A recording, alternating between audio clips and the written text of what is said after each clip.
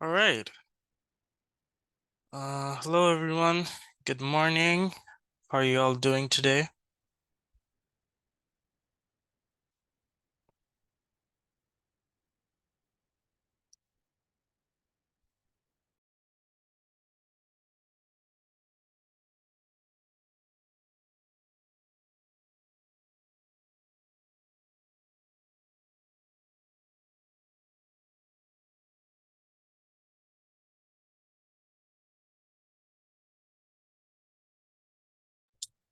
Yeah, I see people are still joining, so I'm gonna wait for a couple more minutes and see um what the attendance looks like and then start and go on with my lecture.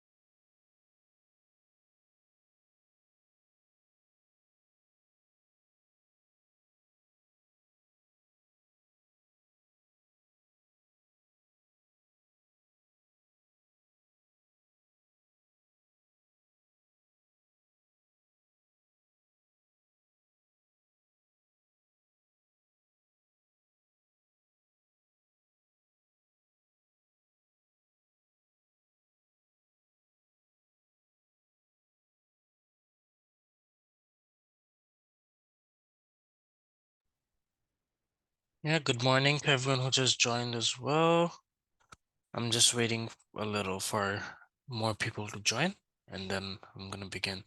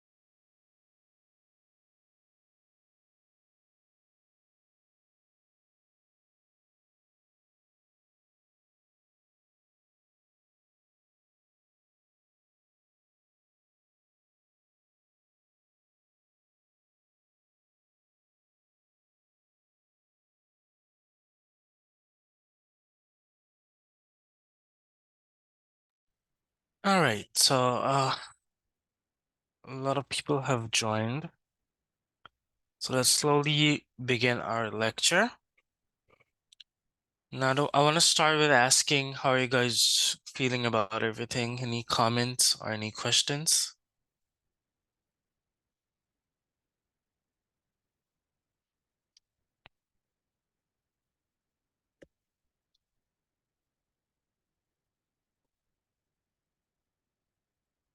Anyone? Any questions? Any comments?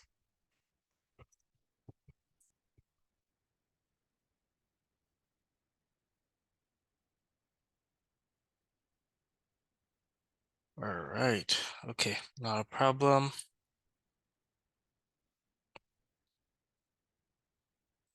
I'm improving my exercises. I am now on October 11th assignment. Yeah, that's very good. You made quite a progress. Okay, so for today's lecture, we are gonna talk about a couple of stuff. I mean, if you're behind, it's nothing to worry about.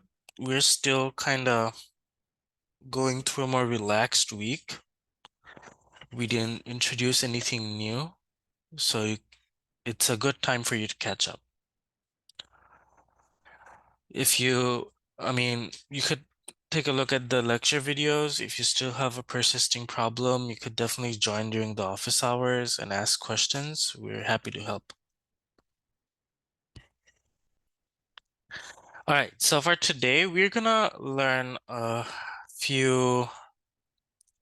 It's nothing new. We already kind of talked about it. We saw some stuff using those tools earlier, but we're gonna have like a deeper dive into it today.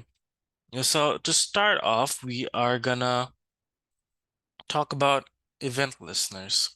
Now we know we have event listeners for clicks, mouse clicks, but we haven't really worked with keyboard event listeners. So that's what we're gonna essentially focus on. Um, at least on the first part. What I will do, I will share my screen.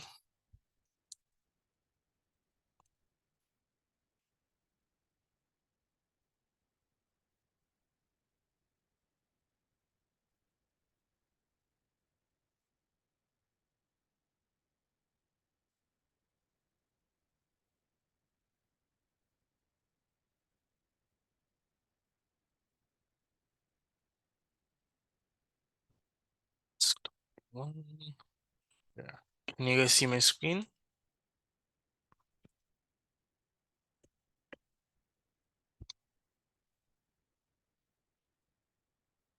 Is my screen visible? Yeah, okay, perfect.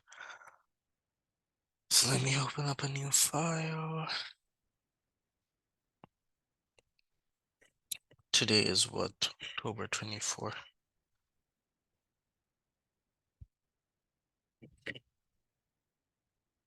Okay, let me open this. Alrighty.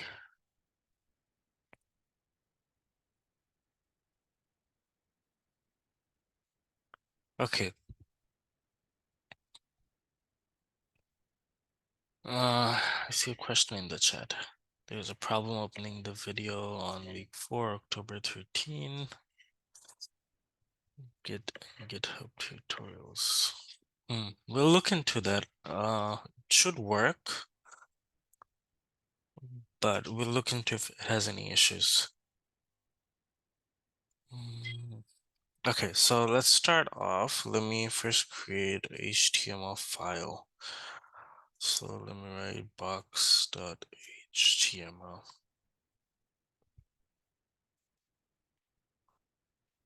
And then style.css.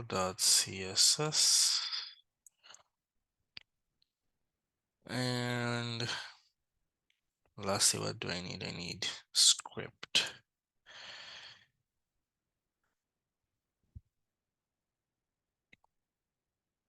Okay. We have the 3 files. Let me create the layouts. All right. So how do we link style sheets? Using the link tag, correct? For hyperreference, let me just write style.css. That should be good. I also need to add the script.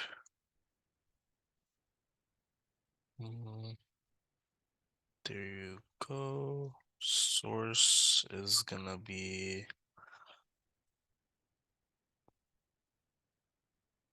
yeah, that sums it up. Okay. Now moving forward to the actual coding part. What we are essentially creating today is we just want to see how the event listeners work. So I don't want to go into a very big example. What I'm gonna do is I'm gonna make a box and I'm just gonna move it around using the keyboard. So that way we don't have to spend a lot of time for styling. So inside the body, let me create a div.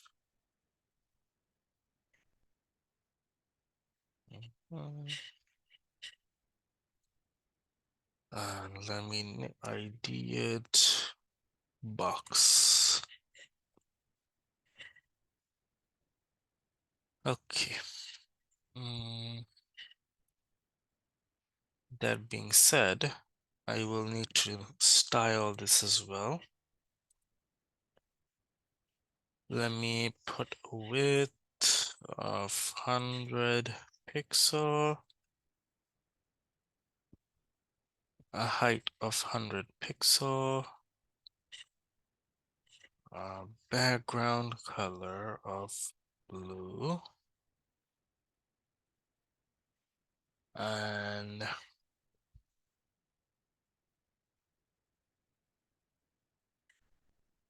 yeah, that's about it. Let's keep it that way. See it on the website. Why is it over there?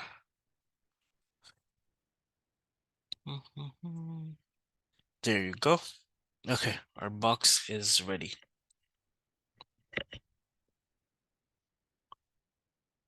Like I said, I'm not gonna go into a very complex design. I'm just gonna make a box like this, and I'm just gonna move it around using the keyboard, just to show you guys how the button functions or the mouse keyboard events work. Yeah, sure.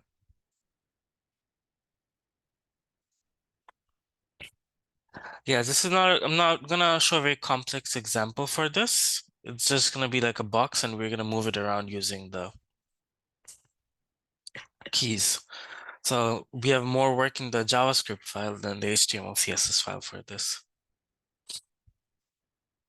All right, so let's begin with that. Now, for the script, what do we first need to do? We need to get the ID for this box. We need to create a connection between these. So let me write down const box document. Is it clear what I'm doing right now? Or what the goal is for this particular file, or this particular project?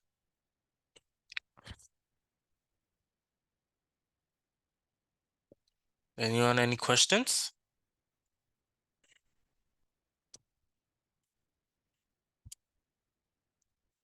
If not, then let's proceed. Okay, establish a connection between the box and this variable. After that, what we can do is we can create a event listener for key down. But actually, even before that,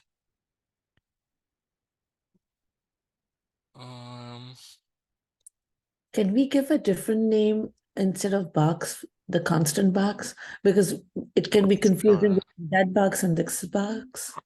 Does this make sense? Or is this better? Yeah, I mean, as long as it's different from that box, you know? Yeah. Okay, let's keep it BX then. In the chat, good morning. I just joined. What's the title for the lecture? So today we're gonna cover a few stuff. So firstly, we're gonna look into our key event listeners. Then we're gonna have a demo for a Flappy Bird game. And lastly, we're gonna see a Notes app. So hopefully you can get to the Notes app, but for now, that's how we are gonna proceed. All right, so I have created that. Now, before we go in and add the listeners, we need to make a function that actually moves the box, right? So let's do that. Function, let's call this move. What's happening? Move box. Okay, so for move box, let me create two parameters, x and y. And you'll see why, because I want to pass in the dimensions based on these two parameters. Okay, so moving forward, let me create a variable that will hold the current parameter. And so what I'm essentially doing in this is I'm gonna hold the current dimension or position of the box, and I'm just gonna move it left, right, top like that. So before we actually change it, we need to store the current one, right? So let me call this current X. Summer, you have a question? Yeah. So my question maybe I'm not sure because I'm way behind. So just want to make sure the diff ID is equal to box. So just by writing that we can come up with a box or like how did you draw a box or the ID? Okay, yeah. I did the box over here. I created the ID and I styled it over here. Okay, you style it. Okay, perfect. Yes. Yeah. Yeah, so I did everything step by step. Yes, And you are right. I missed that part. Okay, thank you. okay, so right now what I have to do, you see this box, I have to get me the current position of this box, right? So how do I do that? Do you guys know any specific function that I could use?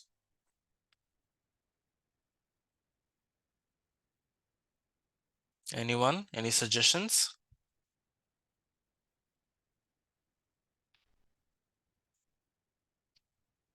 No? All right.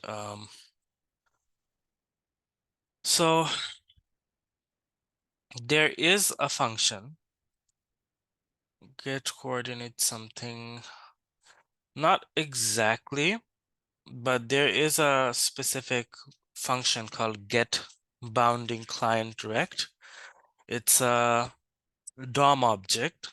What it does, it retrieves the size and position of the element in the document relative to the viewport.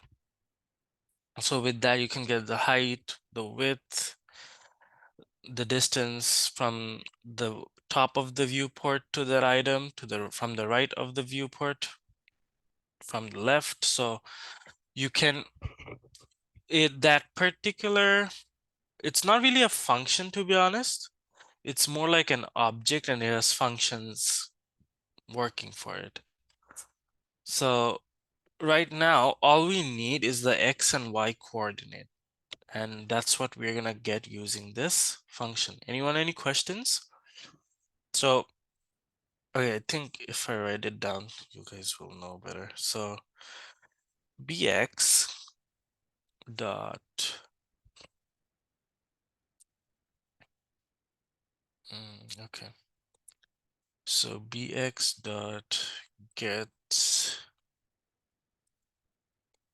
bounding client rect dot, let's say I want to get the, so the x coordinate is going to be the horizontal one. So let me write left. So it's going to show you the distance from the left of the viewport. And then another one to get the y coordinate.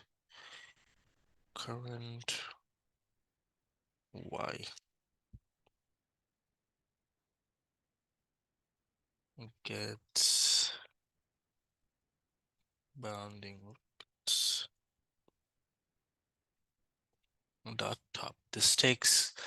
This stores the distance from the top of the viewport to the actual object or the item. Okay, so that's the base or the current position of the box. Now what we need to do is we need to change it when we use this function, right? So what we can do over here is we can add this. So let me just write it in this way. So I want to skip lines as well. I don't want to directly, I'm directly going to assign it to the style. So to make it simpler, I'm just going to write box. No, not this. Box dot style dot left is equal to current. Yes, Summer, you have a question? Yeah. So movebox is a function which you are creating yourself. Mm-hmm. Yeah, because in order to move the box the way I want, I need to create a function that essentially does what I want it to do. So I'm gonna do that, and I am gonna add pixel as well, because or else it's just gonna send in the value only, which is not what we want. Okay, Samina, you have a question? Yeah, so basically, in the function, you are assigning current x the value of the left, the x coordinate of bx. But Yeah. shouldn't it be that the bx, the x coordinate of bx gets the x coordinate of your pointer where you are moving your cursor? That's where you're going to drag the box. No, I'm not dragging the box. First, I'm gonna show you the key down, the ones that, so essentially what it's gonna do, it's gonna move the box left, right, top, and bottom using the keys, the up, down, the arrows, the up, down, left, right arrows in your keyboard. So based on that, I'm gonna move the box at the very beginning. So what it's doing is it's gonna hold the current position of the box, and then based on what I enter, it's gonna move the box a little more to the left, to the right, or to the top. Does that make sense? Yeah. Okay, so you're saving the actually the current position, and then you're going to make the changes. Okay, got Yeah, it. as you can see in line 7, I'm making the changes over here. Okay, got it. Okay, so for next, let me change the top as well. For style,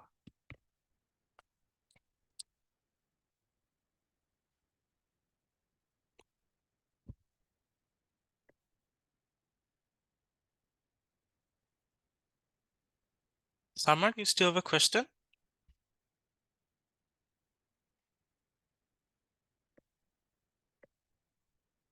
Current y plus y. I hope you guys can understand what I'm saying. I have a bad cold, so my voice is kind of heavy right now. It's clear enough, right? Okay. So yeah, our move box function is created. We are essentially changing the coordinates or the position of the box in this particular function. Let me see the chat. You feel better? Yeah, thank you guys. I'm hoping to. It's just the weather changed all of a sudden. I think it's because of that. All right, okay. Moving on. So this function's created, the function that's essentially gonna move our box. Now we have to add our listeners. So let me do one thing. Let me create a event listener for the whole document. So since it's gonna work for the whole website, I don't really need to specify a variable for this. Just document itself is good enough. So document.add event listener. I believe someone's mic is on. Anyone have any questions?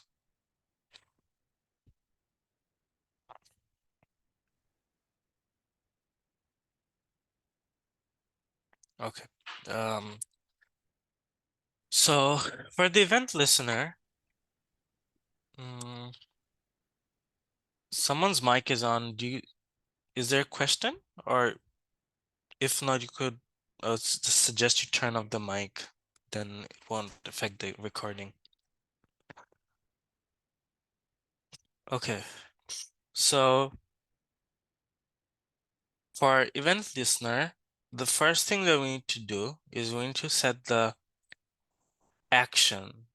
If it was click, we would write click, but in this case, we are using the keyboard event, so we're gonna write down key down because every time we press the key or we hold it down, it's gonna move. Okay, so for key down, let me create a function and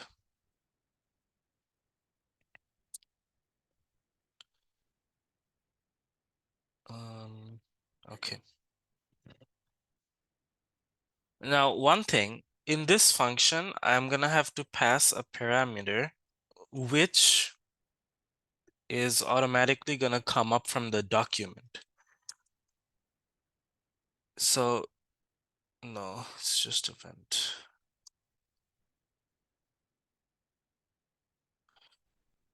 So this function will have, or wait, I think, I could change something here.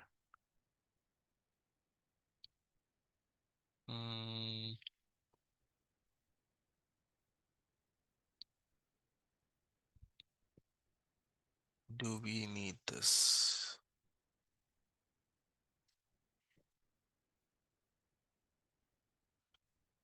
Okay, so let's start off. So what this will do, this will check for every single event, or in other words, the key presses.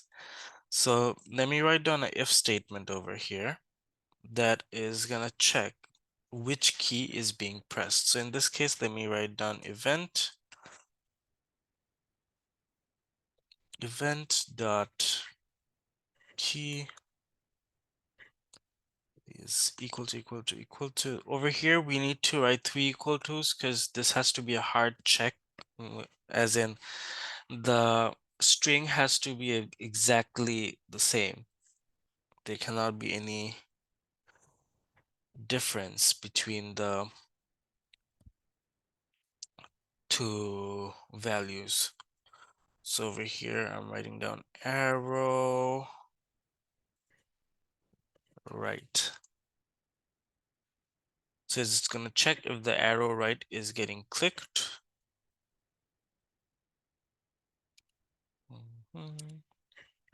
Inside this, I am going to use move box.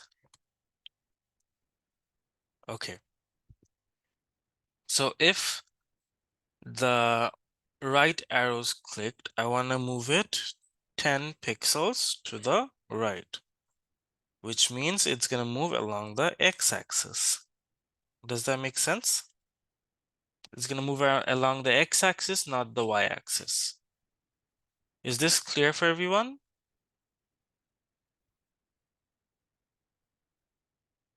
Yes, Samra, you have a question? Yeah, just so this question came to my mind before as well while I was doing exercises. So in JavaScript, it does not matter. Like we don't need to define the function before, right, using the function, or it doesn't matter here. Depending where you're using the function. In this case, you can just declare the function inside the event listener. JavaScript allows you that. JavaScript allows us to declare the function later before using it. We are not really declaring the function later. We're kind of declaring the function on spot.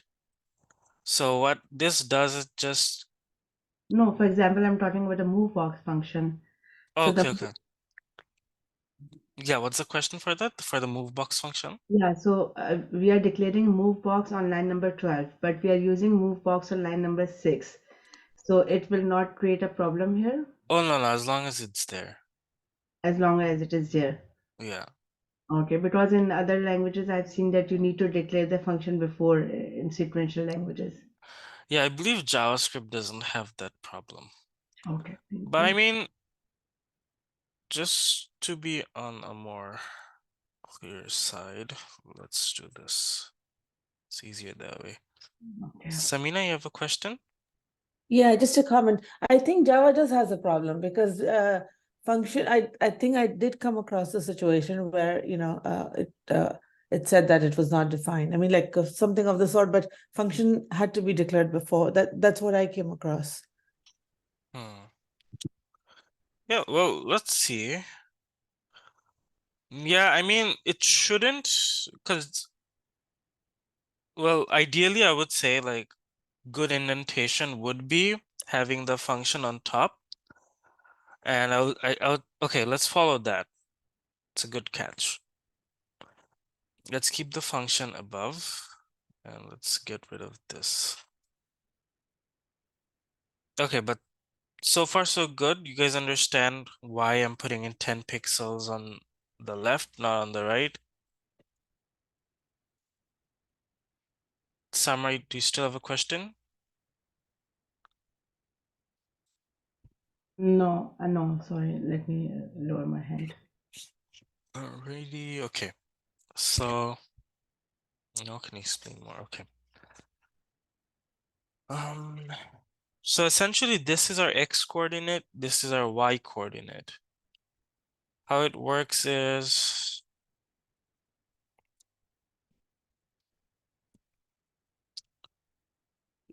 like if you remember from math, this is what it looks like. This is the x coordinate and this is the y coordinate.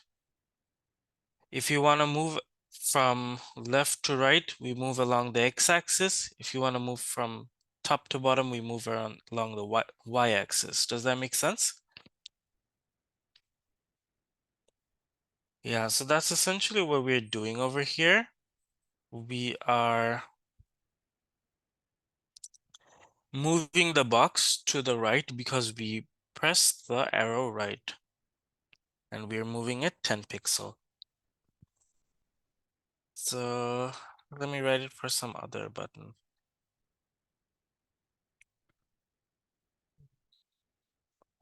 Let's see if this works, honestly. Um, okay, something's wrong.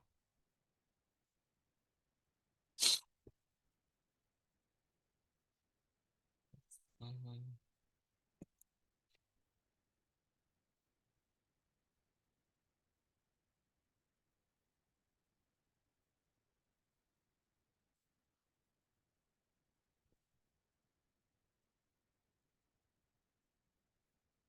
Hmm.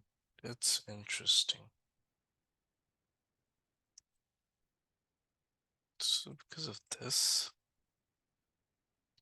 Nope, not because of that.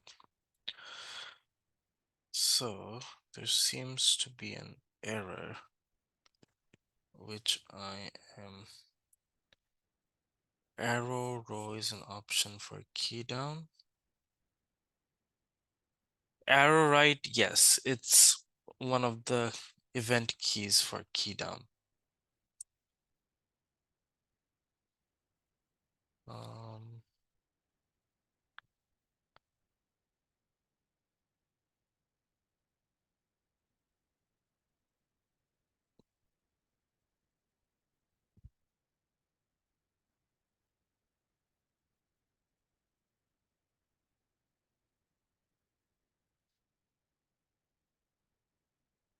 Let me just try to figure out what's wrong with this.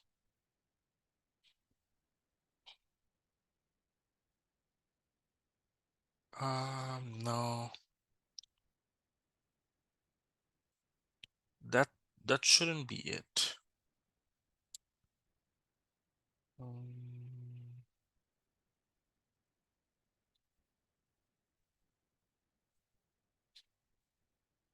just checking if I did anything wrong.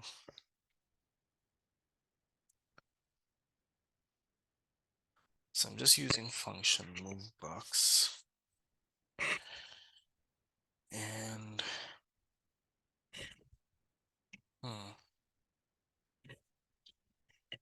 Maybe do a console log and see what the value yeah, comes. that's what I'm gonna do.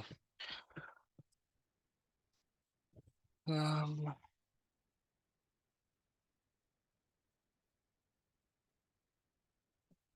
me just check.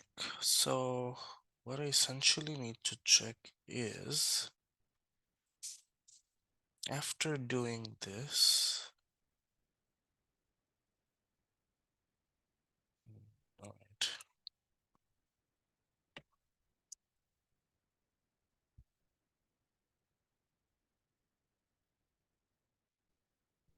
Console.log current x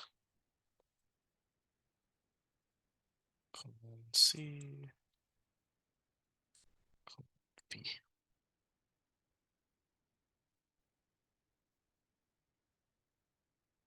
stays the same. Yeah, something's missing over here.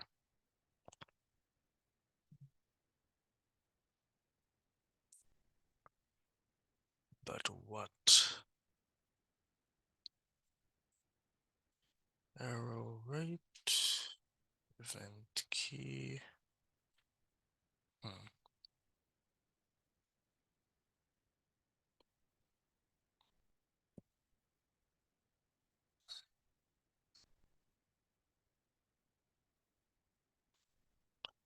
Oh, is it because of this? Position.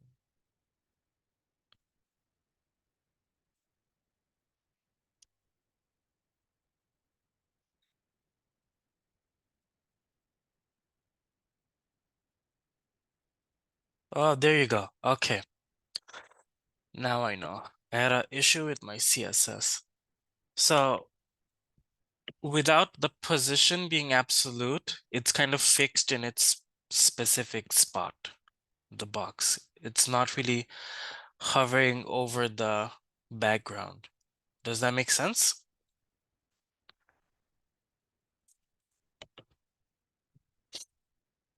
Anyone questions about what was the problem? Yeah, so the issue was, okay, so let me annotate, all right? So this is essentially the background, and this is my box, right? So the best way to say this is right now, it's essentially like this. The line is over the line. It's not really hovering over. So it's right on top of it. But when I put positioning, what it does, it kind of lifts it a little. So it's essentially hovering over the background, which allows it to move left and right. Left and right. Does that make sense?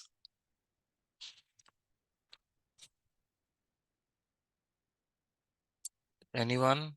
Questions? Yeah, so what positioning allows me to move the box over the background instead of it being a part of the background. Does that make sense? I think that's a better way to say it. So when I use positioning, it moves it over the background instead of making it the background itself. All right, so we have seen like one of the key presses work. Let's add a few more. So far, what have we added? We have added key right, correct? Let me add something else over here. Else if. So for else if, let's write down our next condition, which will be event dot key 3 equals 2. And now let's go for arrow left.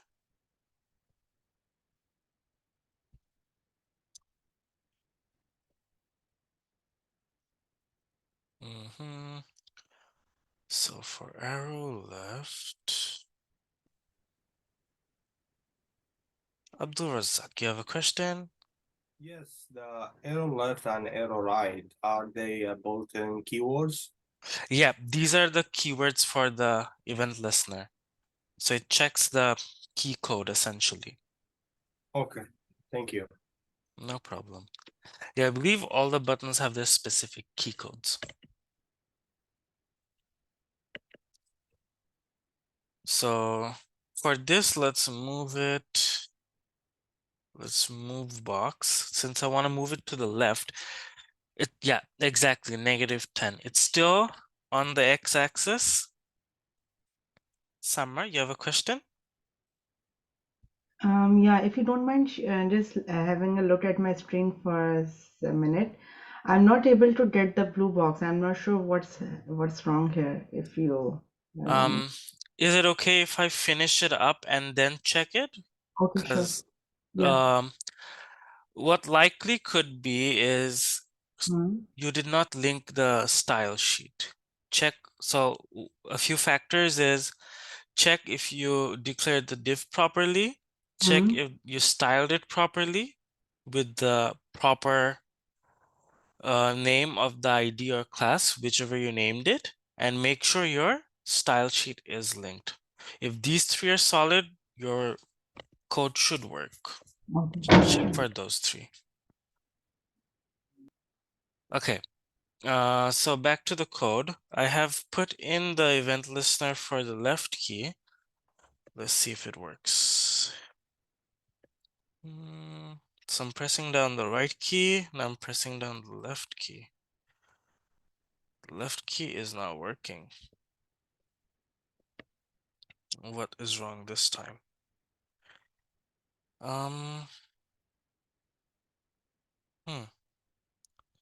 It's very interesting.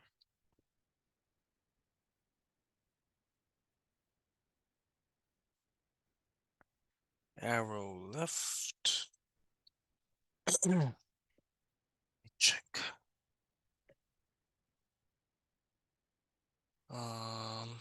So console, uncut reference.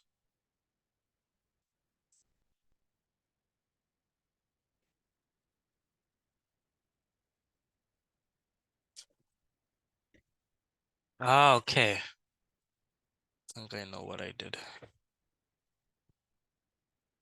This is a very bad mistake. There was no space between the if else, so it should work now. Yeah, it's changing. It's deducting. Let me cross this out. I'm moving this to the right. And I'm moving this to the left. Got it. Okay. So that's done. Copy this. I'm gonna need one for arrow up. I'm gonna need one for arrow down. So for this, let me write arrow up. And for this, let me write arrow down. Okay, so for this, can you guys tell me what values I should pass inside the move box function?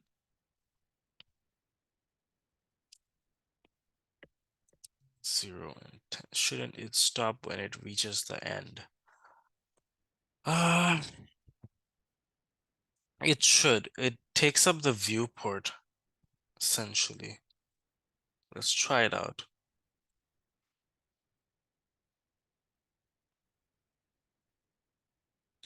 Yeah, it essentially will go as far the viewport goes. Okay, inside this now, for arrow up, what do we need? We need -10, right? Because we are essentially going above. We are not adding the top margin, we're reducing it. And for arrow down, it's going to be positive because we are adding more margin to the top. So let's see. It's going down, it's going up, it's going right, it's going left. So yeah, that kind of does it for the key downs. Let's see if we can add anything else.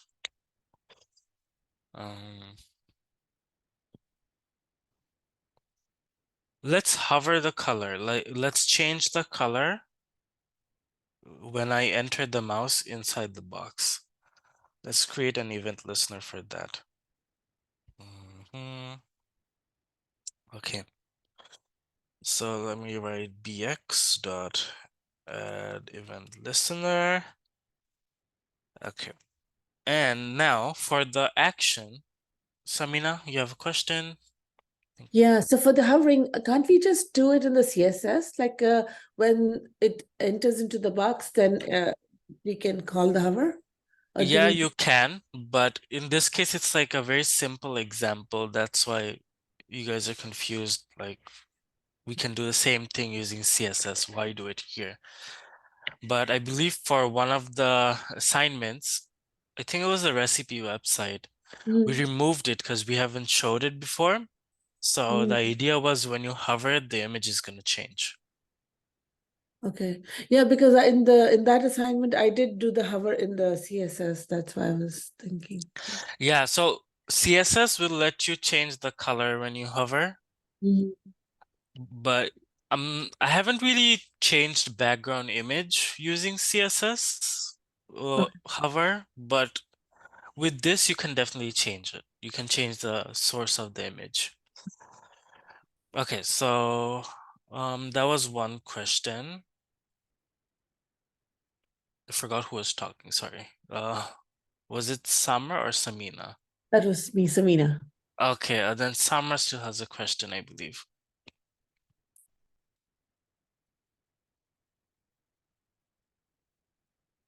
Yeah, so yeah, the question is, so we are not going with the coordinate system. We are giving the coordinates, as you mentioned, that margin will decrease if we go up, the margin gonna decrease, so it will be negative. Can you explain that again, please? Oh yeah, so what this does is it kind of reduces the distance between the item and the viewport from the top when you use -10 for the y-axis. So over here, if you see,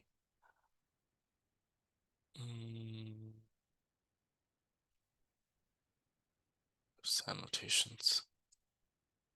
Yeah, so this right here is the distance from the top distance from the viewport to the item. When you add -10, the item kind of goes up and it kind of reduces the distance between the item and the top of the viewport. Does that make sense? Do you guys understand what I mean when I say viewport?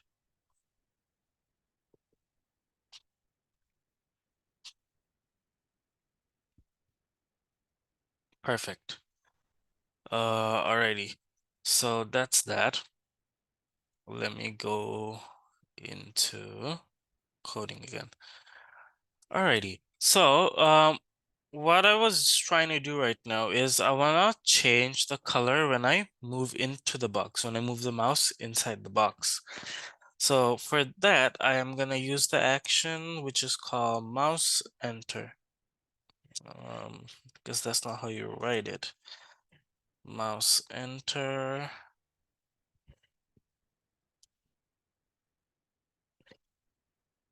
And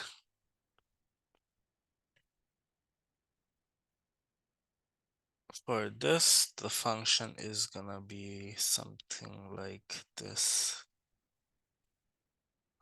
So for this, I'm gonna write down bx.style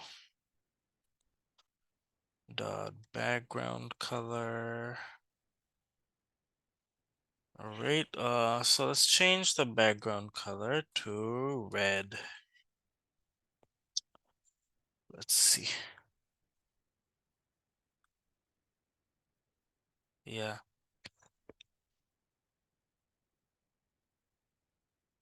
How does it move after each other? I'm not entirely sure about the question. Could you elaborate a little? No, for mouse enter, just this is good enough. That's the action key. Yeah, Samain, I couldn't, I'm not really sure what you're asking. Could you elaborate a little on your question?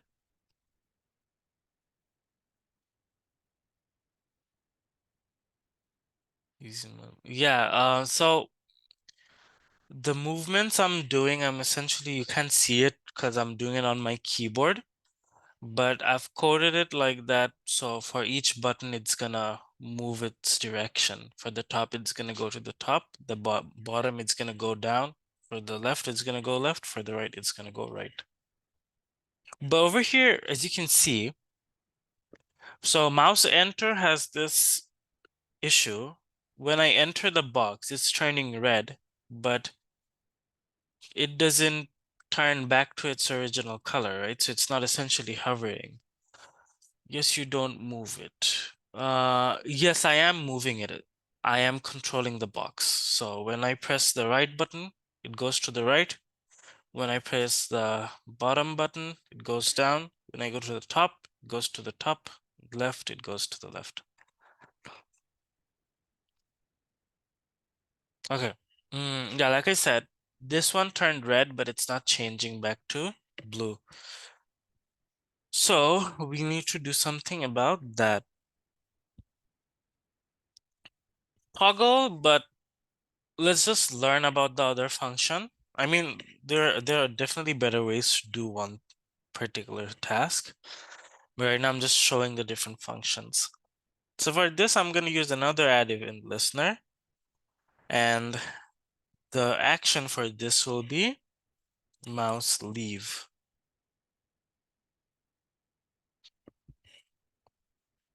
For JavaScript, there's, as far as I know, there's not really a particular hover option. So that's why you have to use mouse enter, mouse leave. Now you don't have to really use this for hovering the colors.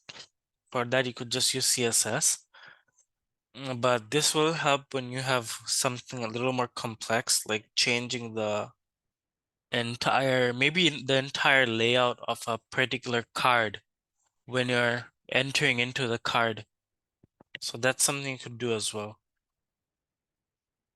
So function.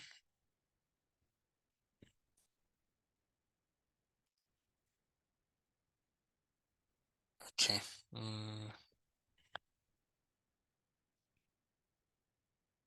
So for this, what will be my actual statement? So I'm gonna change it to bx dot background color. Nope, that's not what I want. But there's a problem. bx dot style dot background color is equal to, I believe it was blue.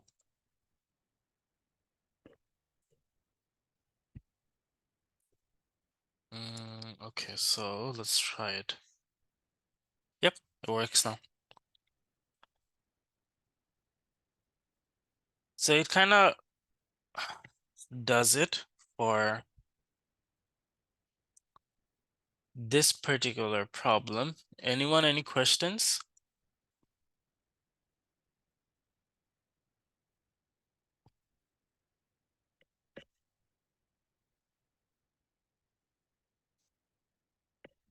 No questions? Okay, if not, let's go on a 10-minute break and come back and let's see the Flappy Bird game. All right, so I'll stop sharing here and see you guys in 10 minutes.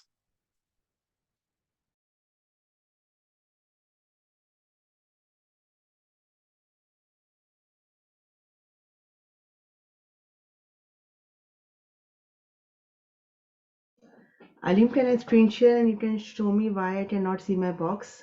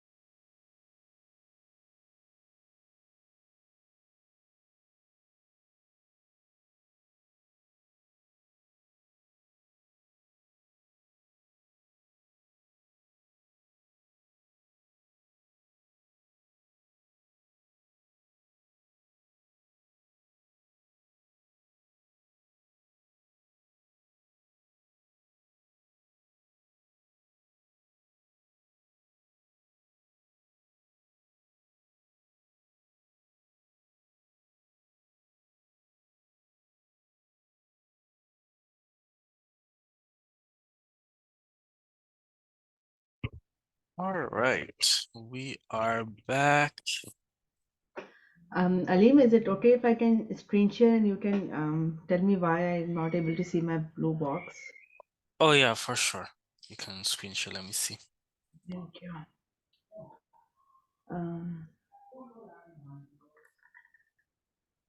Um, what can you see now? Can you see my screen? Yes, I can. And what is you're seeing the Yes, I can. Can I see the style.css? yes, style.css. Now, let me see your browser.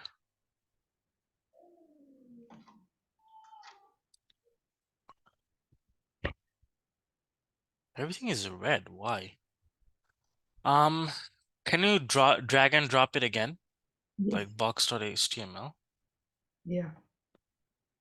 Drag and drop it again. I want to see what's. Hmm.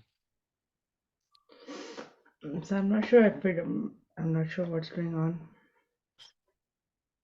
It could be a directory issue if I'm not wrong. Could be Do you my mind if I check it out during the lab? Because I have to look into it and I still have like 2 codes to go through. yeah, sure. But what could be the direct issue? Like I need to open the particular Try one thing, go to where you saved the file and try to open it from there. Like, go into the folder Tuesday. from the main folder, like from Yeah, here. from the main folder. Yes, you're correct. Um,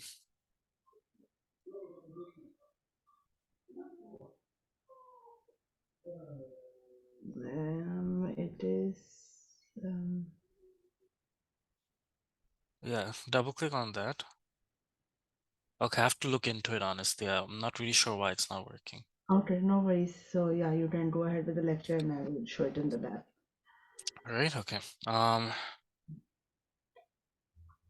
So that's done. The codes I will upload all of them in the Canvas. That's not a problem, but for now, let's just go forward with it. Let me share my screen.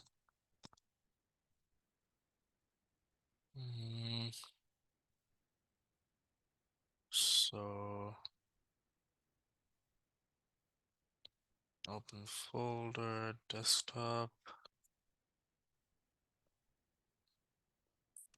Flappy Bird class.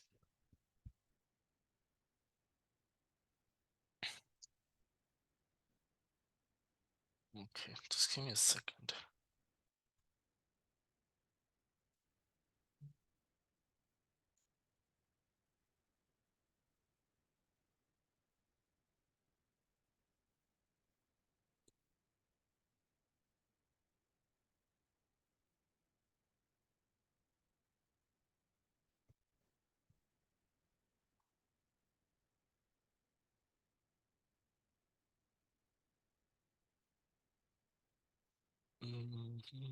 Okay, this is not what I wanted.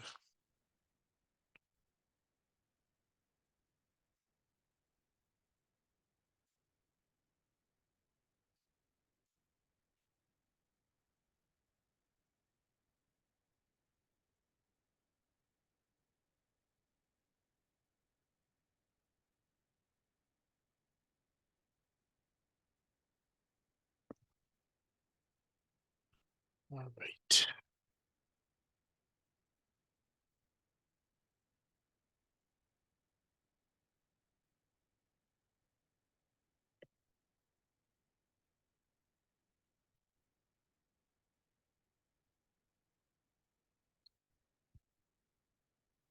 Can you all see my screen?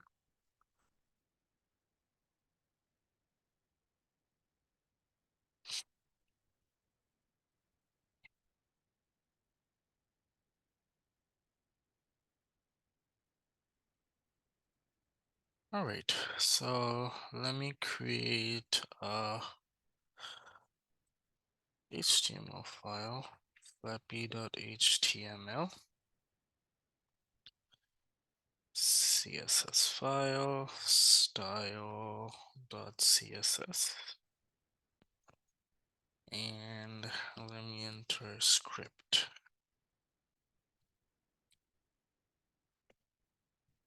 Let me write down the structure, link up the style sheets, then script src. There you go. Everything is linked. Now let's go ahead with our code. Okay, so we're not gonna go into like a very complex Flappy Bird game. It's just to give you guys an idea of how to work with the heights and the offsets that are there, just for that purpose only. So inside the body, now if you guys remember the Flappy Bird game, how many components did we have?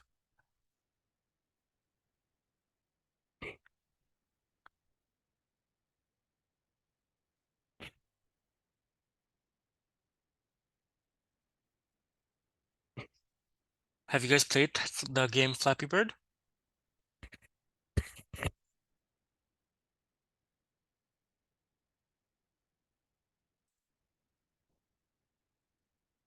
Yeah, so Flappy Bird was actually a very common game when it came out. So it's essentially like a bird has to go through obstacles. It has to go through holes in walls. So yeah, it essentially had three components. It had the bird itself, the wall, the ground. These are the three components it essentially had, and yeah, and that's what we're gonna use over here. So let me write down a div actually. And yes, Mara uploaded a picture in the chat. You guys could check that out. Ours is not gonna be as complex, but just to give you the idea of how the offsets work. So let me put in an ID for this saying it's the game container. I hope I can finish this in time.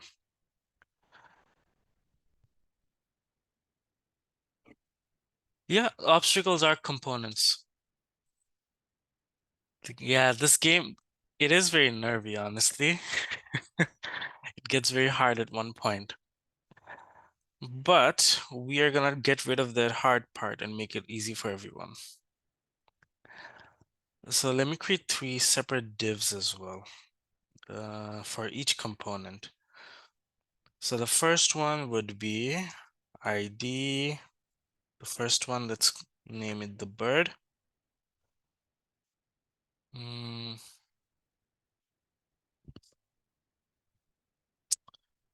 Second div is gonna be the pipe. And the last one would be the ground. Okay, so that's about it for our HTML. These are the only 3 components that we need. We don't have to do a lot over there. So let's style this now.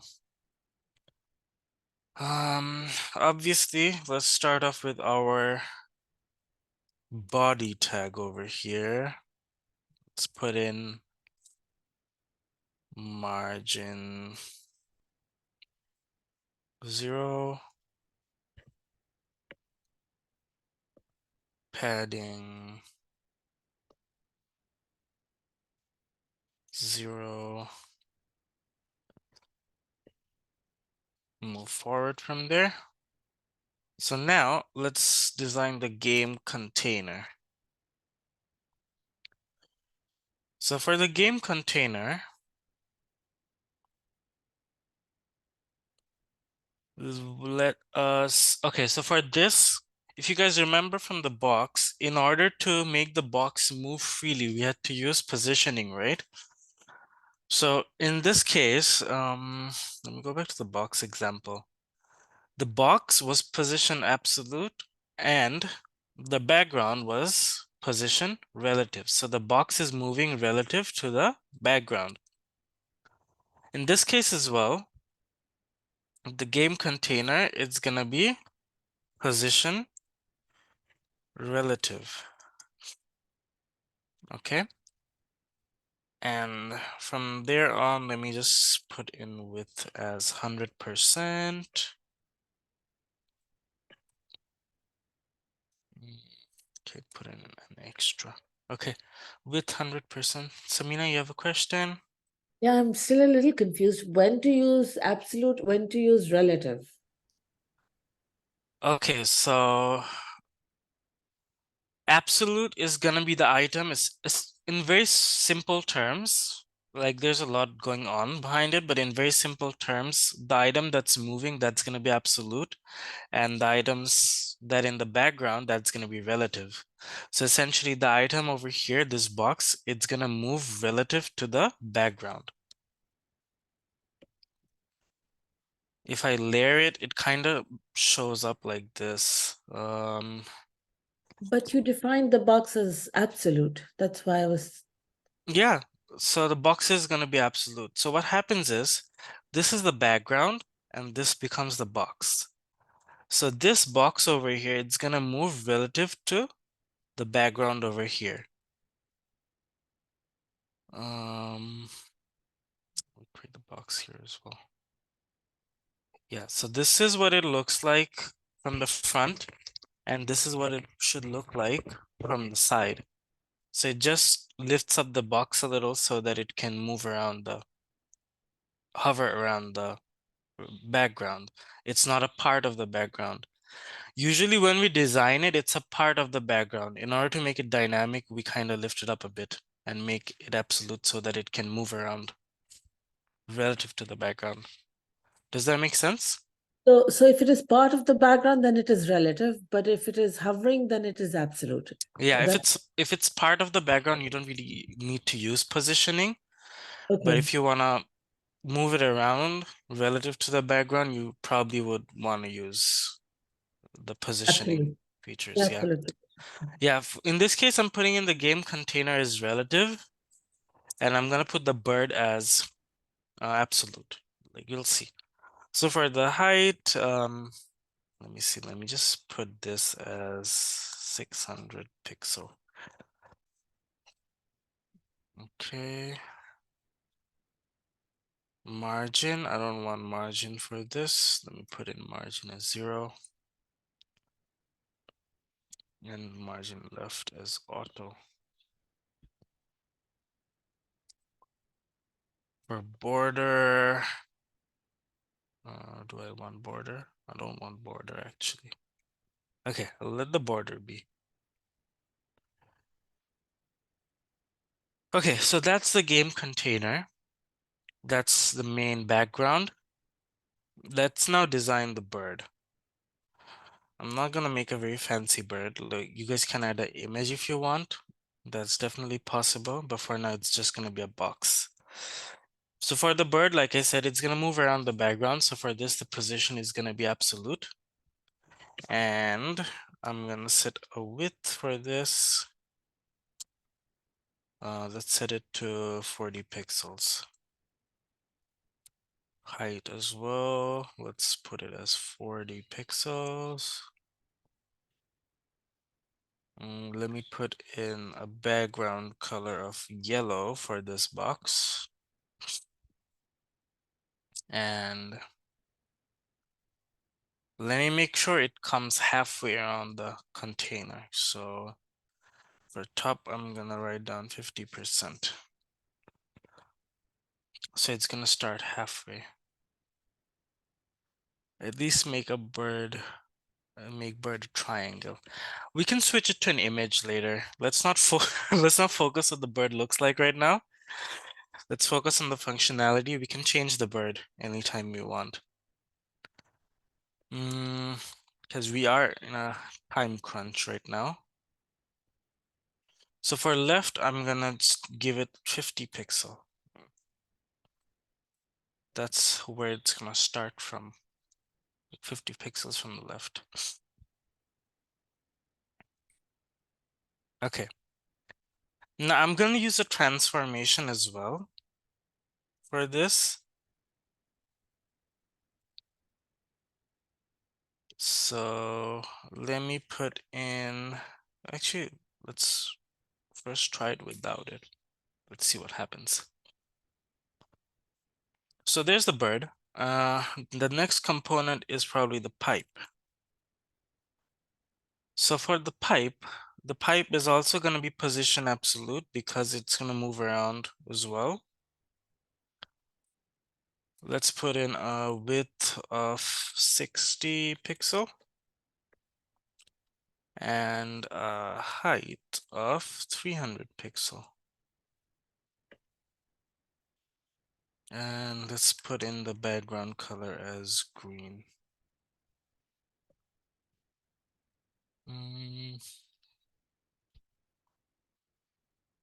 For this, it's going to start from the very beginning, so we don't want any top. But we would want some space on the left. So let's put in left as 400 pixel. So there we have the pipe, and let's put in the ground now, the last component. Ground, let's put this as position absolute as well.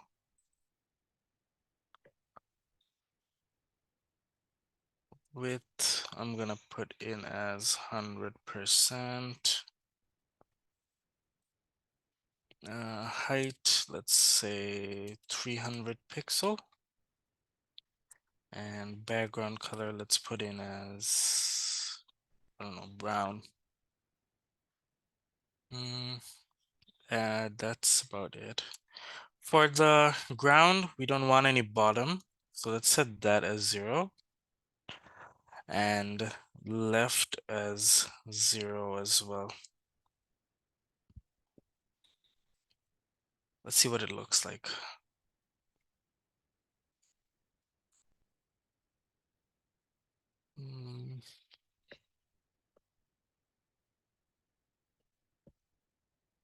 Okay. So 300 pixels for the ground is probably a little too much. You might want to reduce that. Okay, let's do 100.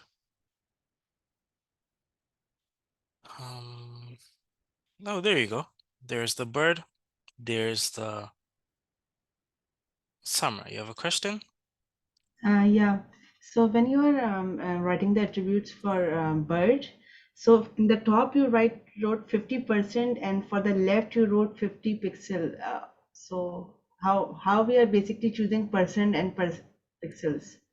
So for 50%, you can see the box is about 50% of the viewport Okay, from the top.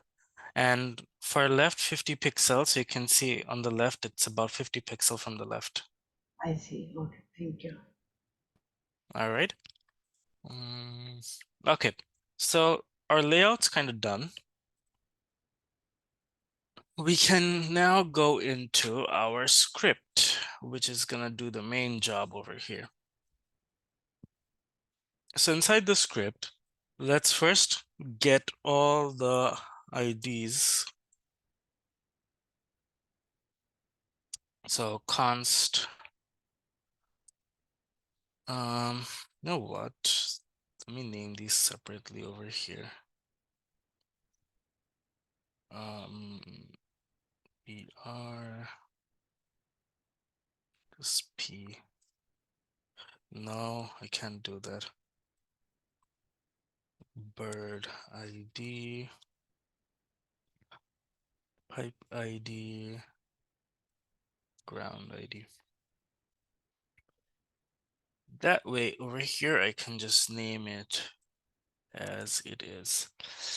So bird document dot get element by ID. Inside, I'm gonna write down bird.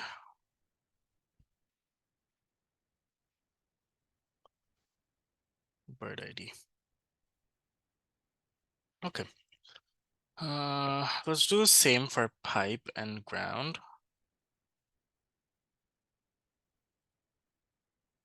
So for the next one, I'm gonna write down pipe. And here I'm gonna change this to pipe as well. Here I'm gonna change this to ground.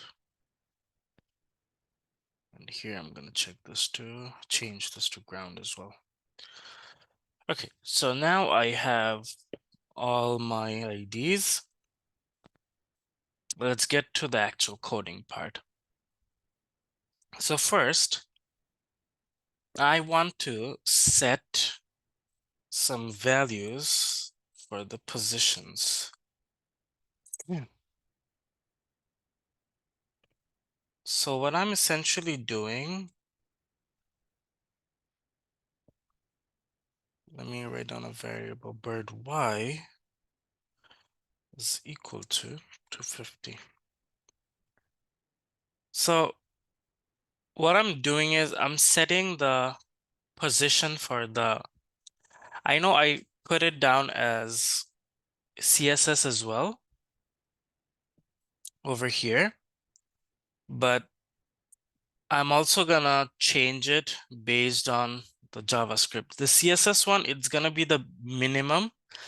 So this is gonna be the minimum distance from the top, left, or whichever designing you wanna do. But from the JS, I'm gonna override to the actual one that I want based on the game. So it's gonna start 250. Let me just set bird y as 250. Let me set pipe x. Well, I'm naming this x and y because essentially these are moving based on that. You'll see when I move forward to the functions, each work as like a x axis or a y axis. So I'm kind of setting out the positions, but there's also something that I need to add to this, which is gravity. Based on which our bird will be kind of falling down, right? Because the idea for Flappy Bird is the bird will automatically keep on falling down. You have to press the key in order to make it go up. Alrighty. Okay, so that's done. Gravity is set. So let me create another variable that is gonna be called game interval. This is something that we will also need.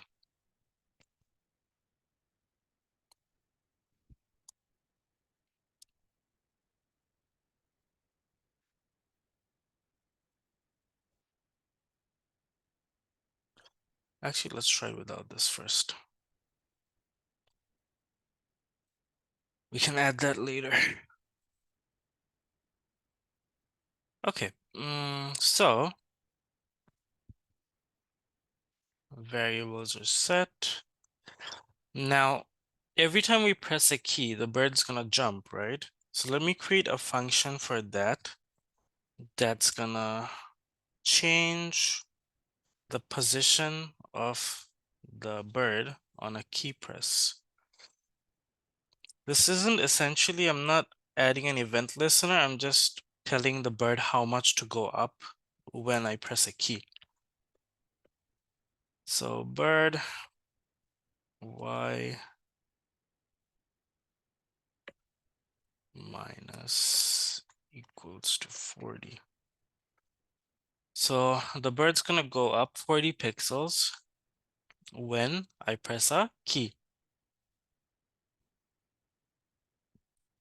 So moving forward, let me create a function for the actual game, which will be update game.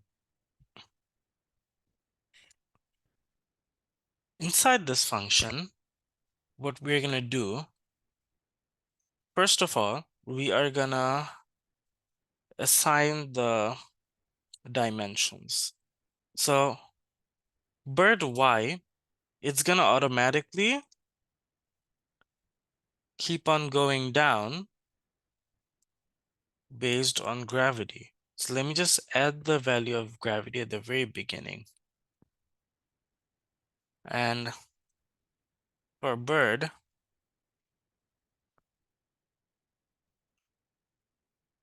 dot style, let me write the top to be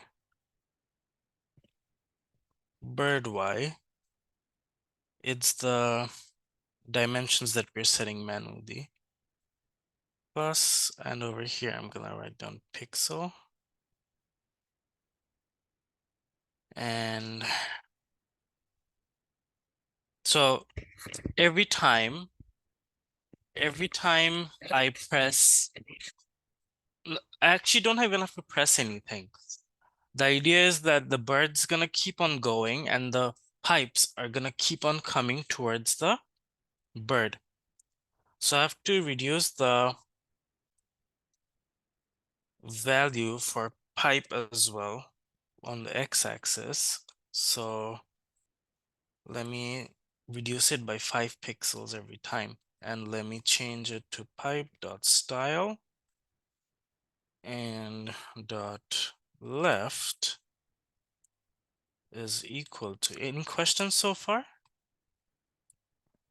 Pipe x plus pixel.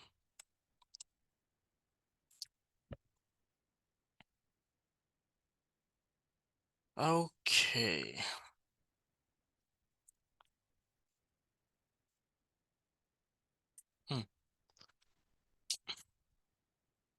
Now, with that being said,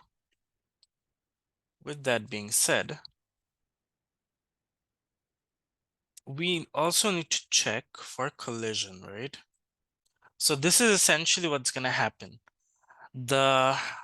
I didn't really add an event listener to it, but let's see. Okay.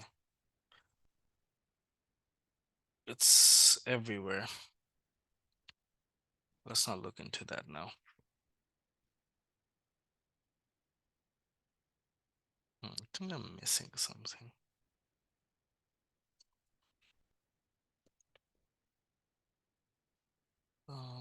Just let me check something.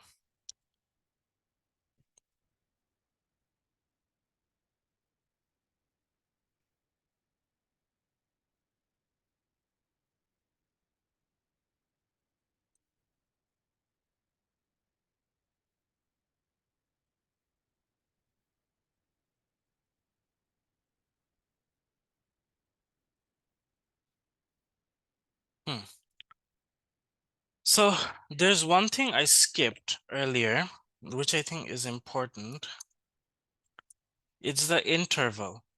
So what I have to do this is essentially an animation, right? Now, in order for JavaScript to repeatedly execute something, you need to add the function that's called set interval.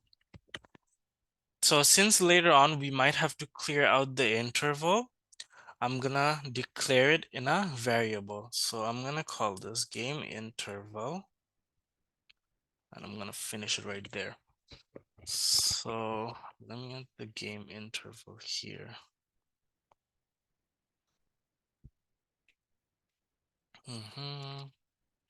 So I'm gonna use the function set interval. I'm gonna use the function update game, and I am gonna do it every 50 seconds. So let's see. Let's give it a try. Something fundamentally wrong with this.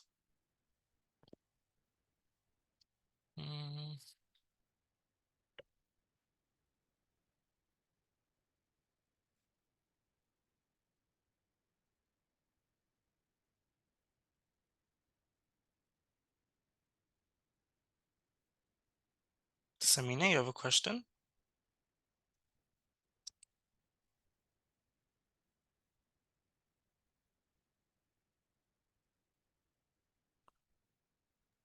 Yes, sorry. So when you are doing the update game, why are you changing the bird the bird position, shouldn't it be based on the user input? No, the bird has its own starting point, right? Uh, that's the starting point, but like since it's going to be updated after every interval, that's what I was thinking that the bird should move based on the user's keys, right? It should, but I think no, the bird will move based on the user's keys. I'm just adding a starting point and it's gonna go from there. Okay. But what I am wondering is why did this go blank?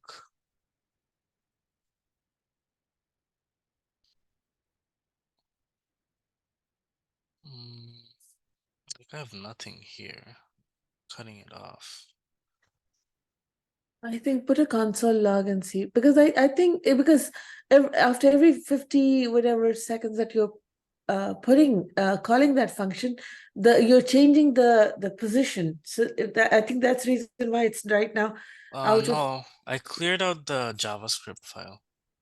Okay. Like I'm setting the JavaScript file in my notes. Like JavaScript file is not there anymore. Just wondering what's wrong now.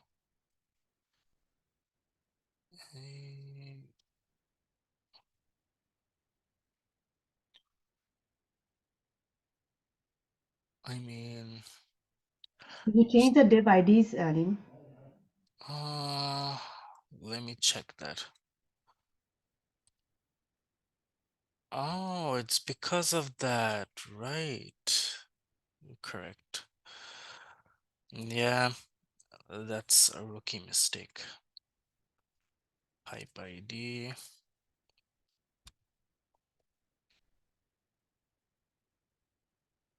There you go. So this can go back. I can get rid of this. There you go. So right now, what essentially is giving it the animation is this game interval line. Let me cross this out and let's see what happens. See? So after every 50, actually this is milliseconds, not seconds. After every 50 milliseconds, it's gonna change the game. It's gonna update the game essentially. There you go. So it's gonna keep on going down based on gravity and the pipe's also moving to the left. Okay, so that's done. We only have one final thing left, which is checking if the bird is actually hitting the pipe. So let me write down an if statement over here. This one will be big, so. Okay, so make sure you follow the indentation. Since this will be big, I'm creating a separate line over here. So what's the first thing that we need to check? If we look at this, the first thing that we need to check is if this right here, this bird is in between the viewport, as in it's not over the pipe. So let's do that. Let's write down bird Y. Bird Y is our original position right here that we have assigned already. And we are writing down offsets. So now, the first thing that I'm gonna write down is offset height. What offset height essentially is, it's the height of the item itself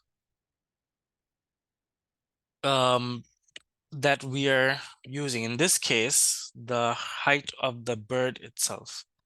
Let me see if I can give you a definition for this.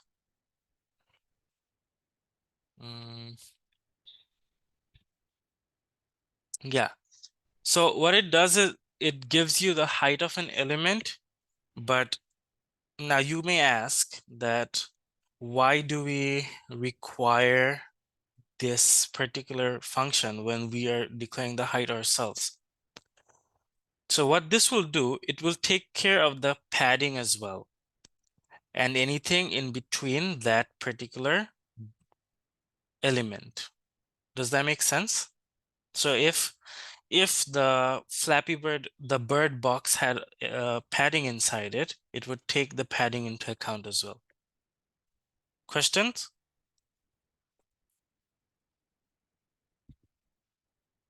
Anyone? Question? No questions?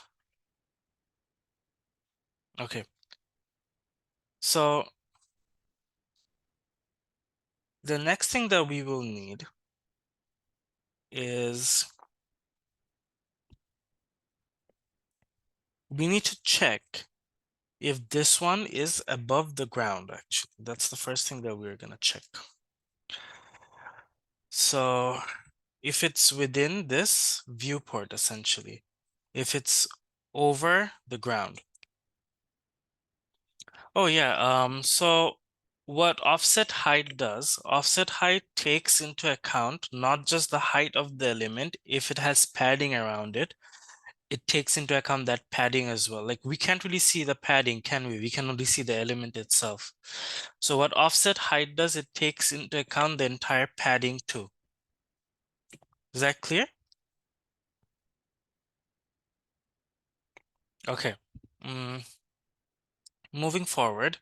So we're checking if it's within the viewport. Now, if this is, let me just first write it down and then explain. Ground offset. Okay.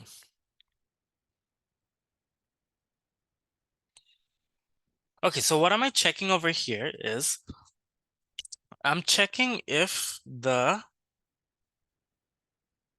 bird itself is over the ground. Now, yeah, so bird Y, keep in mind, bird Y holds the top space of this. Let me go to the website. So bird Y is essentially this part. Let me annotate.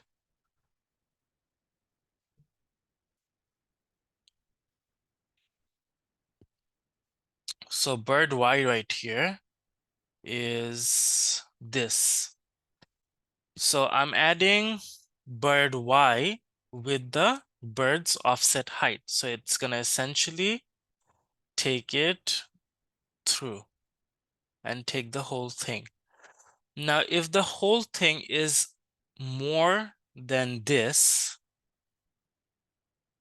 so if this line was bigger than this, which means the bird is under the ground.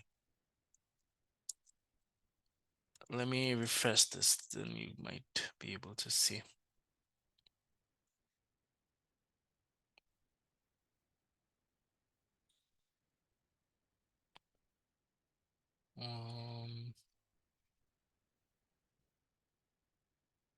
Game interval.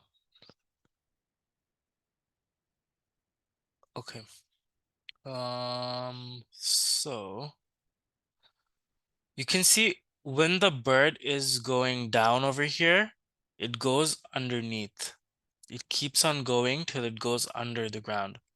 So I'm checking if the space from the top of the viewport to the bird is more than the space from the top of the viewport to the ground. If so, then our bird has crashed into the ground. Let me clear these out.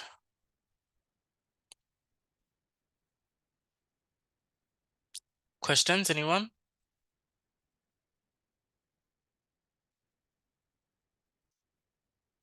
Okay. So that was the first thing that we are checking. Then we have to check if bird Y, by the way, everything we're checking right now is resulting in our game to finish. Why our gravity is this less. I mean, we want it to go down slowly, right? The more you add for gravity, the faster it's going to go down.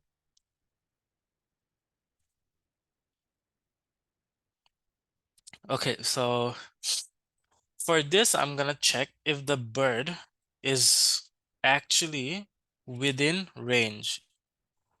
In other words, if the bird is not over the, I think, let me just get rid of this. It's hard to explain like that. So now I'm going to check if the bird is within the viewport. It's not over, like it did not go over the pipe. So for that, I'm going to check if the bird has some spacing on the top.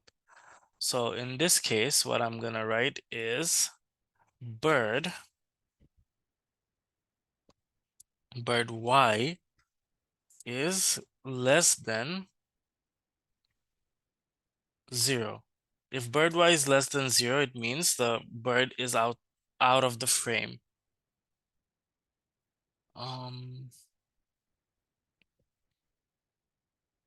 Yeah, so if the bird Y is less than 0, it means the bird is not in the frame. That means the game is gonna crash, or the game is gonna end. So the next thing we want to check is a couple of conditions over here. So we've already checked if the bird is within the viewport. Now we have to check if the bird is crashing into the pipe or not. So the first thing we have to check is if bird Y plus its offset height, bird Y dot, no, it's bird dot offset height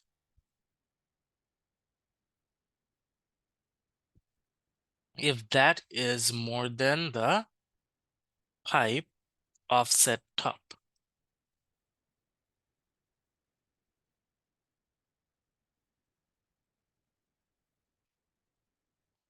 This means that the bird is actually within the range of the pipe vertically. Does that make sense?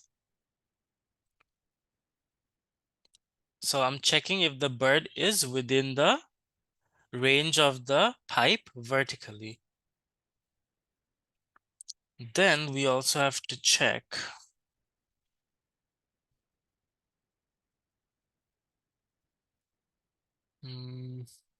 what's the next thing we should check? We also have to check if the bird is under or not, I believe. We already checked that.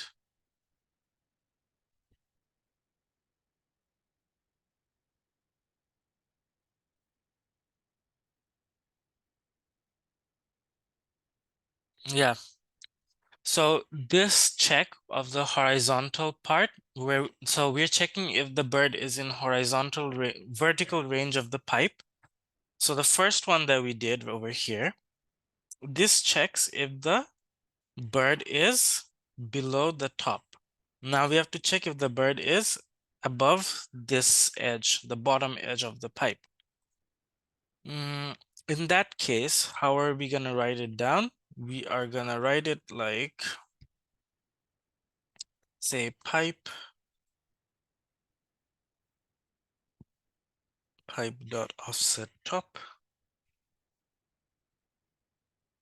No, actually, that's not how you write it. So let me write bird Y.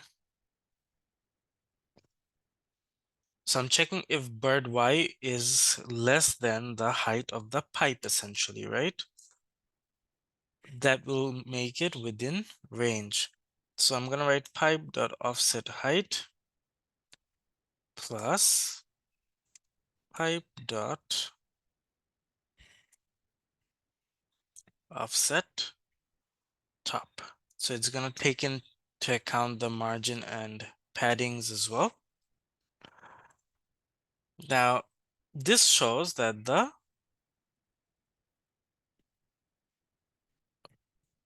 bird is within the range of the pipe. That means it's gonna crash.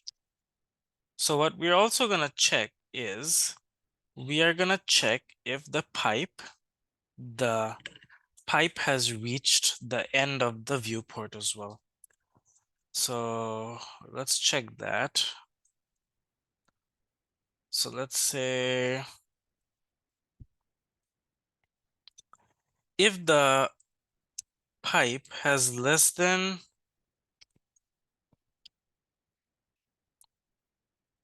90 on the left, we're just gonna say that the game is finished since we're only using one pipe over here. Okay, so it's gonna check for all these. Are the conditions clear for everyone? Any questions?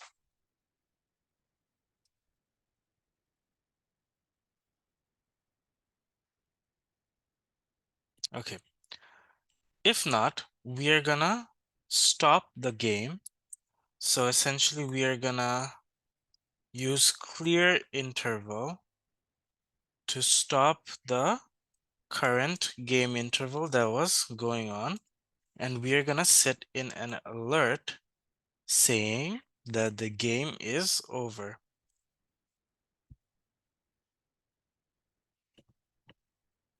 All right. Okay. So that's essentially our if statement. One last thing that we have to do is we have to add our most important event listener. So add event listener.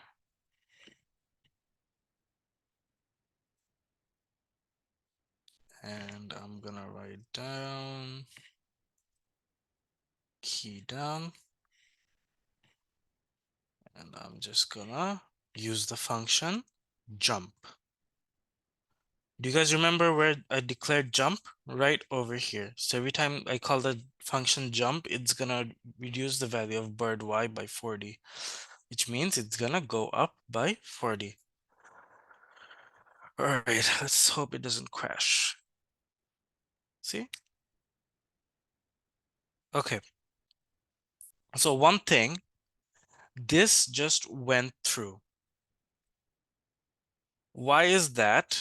Let's check it out in the code. What is pipe.offset top? So what offset top essentially does, it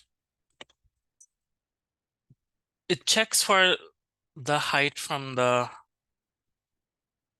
very top of the viewport, including padding and everything. So what offset does, it takes into account padding or margin or whatever you've entered for that element. It checks that with reference to whichever you're looking for, the top, the left, the right, or even just the height itself. So what offset.top does, it checks the gap between the top of the viewport and the element itself.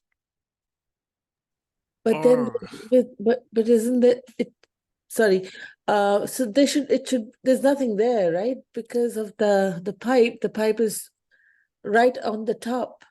So it should be zero. right now it is, but Okay. if we have where did it go?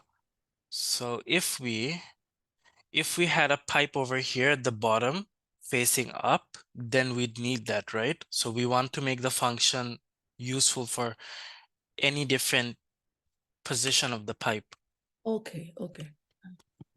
Okay, so there's something wrong over here that I need to check out. It's just passing through.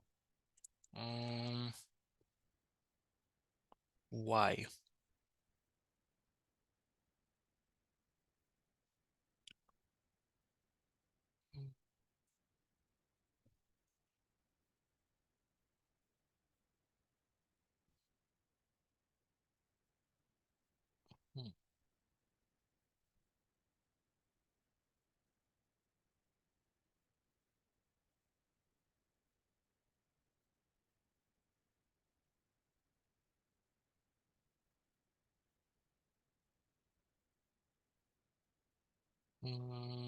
What could be the problem?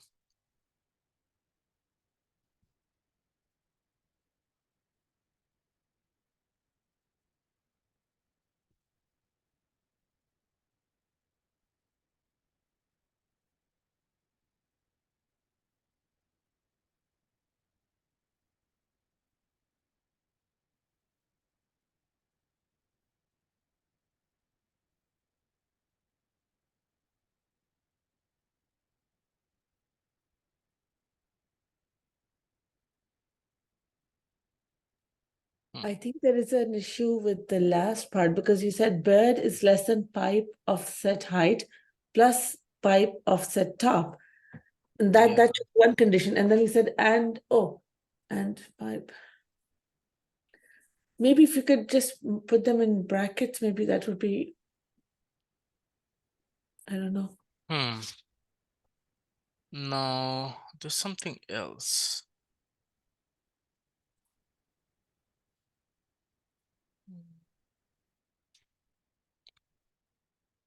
Something that's missing.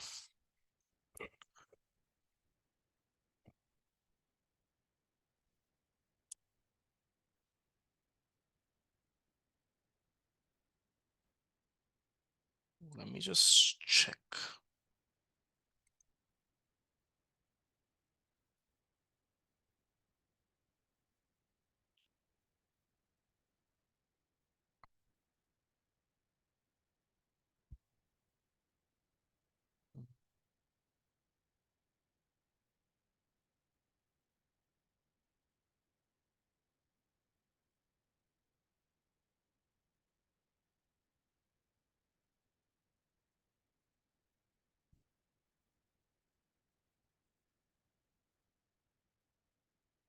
It's not checking if the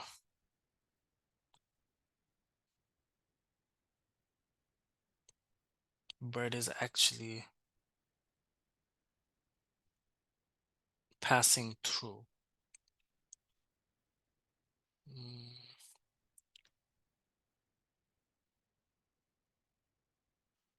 I wonder why.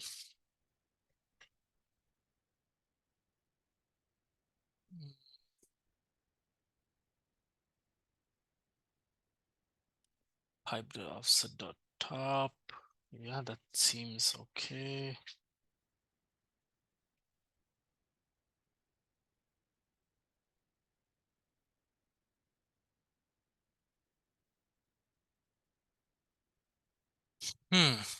Well, the thing is, like, console.logging over here is not gonna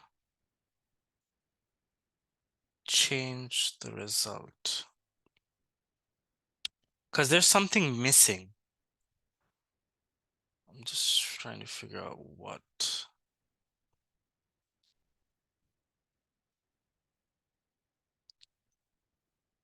So what's happening is it's not checking if the rightmost edge is hitting the leftmost edge of the pipe.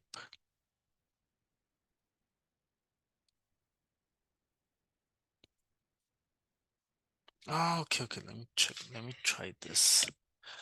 Okay, so let me now check if the width is. Yeah, so what I mean is, well, let me go to the website. So it's only checking the height. It's not really checking the width yet. So that's what's missing in the code right now. So let me add this as well. And let me write pipe X. So I'm checking how much space I have on the left plus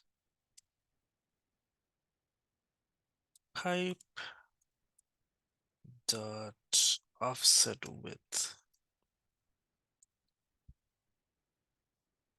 So I'm checking how much space I have on the left and the width of the pipe.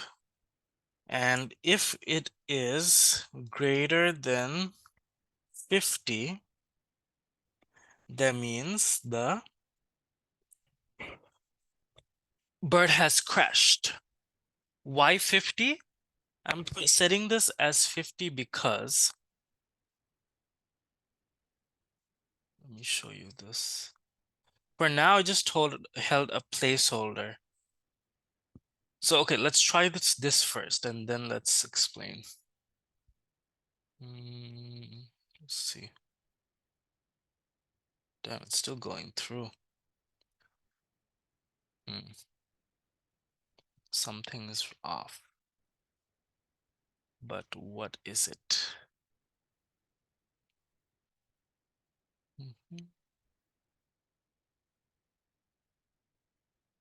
What did I not check?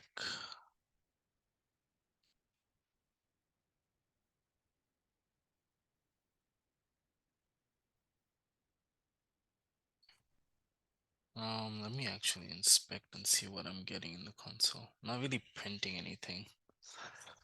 But it doesn't really give me an error either. So I'm wondering what went wrong. Why is it just passing through? Let me check the code again. So I'm checking if bird Y is within range, bird Y, bird offset height greater than the ground offset top. So check that. Also checking if bird Y is less than 0. Inside, I am checking if bird Y and its offset height is greater than the offset top of the pipe.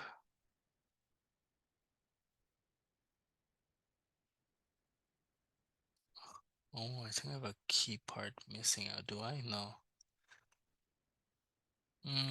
Then I have bird Y. I'm checking the offset height plus the offset top.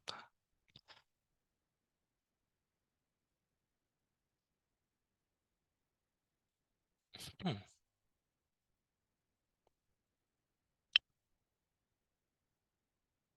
This is confusing.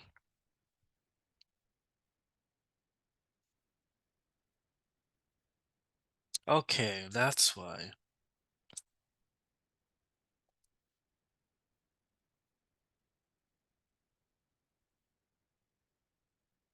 Let me check now.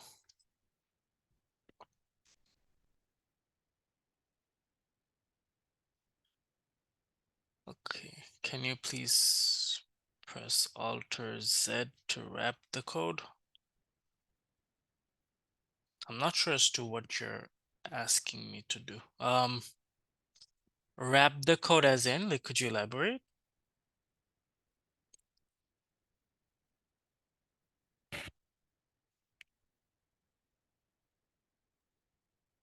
I think he meant to do word warp on the code. So Sorry? it's a setting you can do in Visual Studio where it's going to break the line when check the end. So you Oh don't yeah, need I to can do it scroll here as vertically. well. Okay, okay, I see what you mean. But yeah, I'm wondering. I'm missing something out here.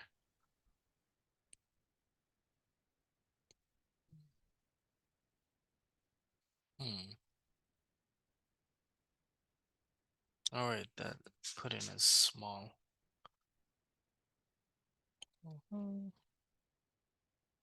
Oh, there you go. Okay. So what was missing is over here, it's checking if pipe X is less than 90 or not. So over here, it checks if the pipe is less than that position. And if it is, then it means that the bird has already crashed. Does that make sense? Questions, anyone? Yeah, so if that happens, it's over. If it touches the ground, it should be over as well. Yeah, there you go.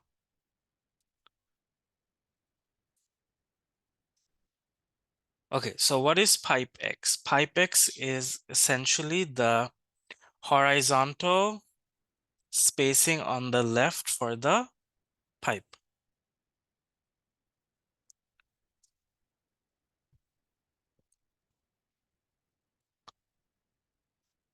So yeah, that kind of sums up the Flappy Bird code. Do we have time for the... You know what? Let's go. Let's take a bit of time from our lab and finish up that code for the list because I feel like that's important. But do you guys understand essentially what I did for this code? Any questions from here? Okay, if no questions, then Um, yeah, sorry. I think I'm no. a little bit late. I cannot see the ground on my wave. I don't know, like maybe I missed something or Oh yeah, I'll definitely check it out in the lab. Let me just quickly show you guys the dynamic list. Like that's an important part that you guys should know. Yeah, then if for any problems where you guys can't see like a particular section, I can help you out during the lab. Let me name this notes. Okay.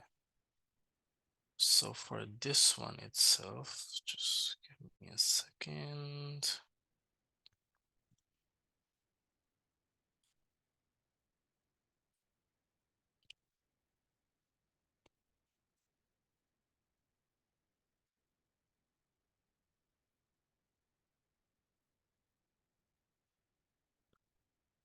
Okay, so go up.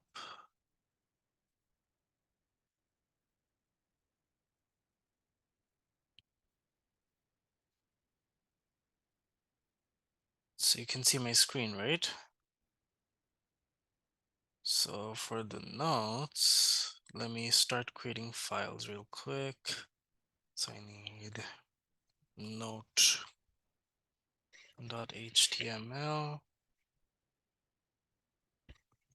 I need a style.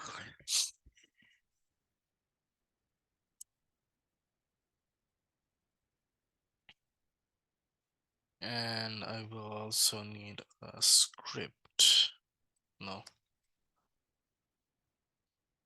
Script.js. Okay. So for this, let's start off with just writing down our basic structure. Let's link it, style, script, source, set, see. Okay, there you go. And for this, I have script. I think I have a question in the chat.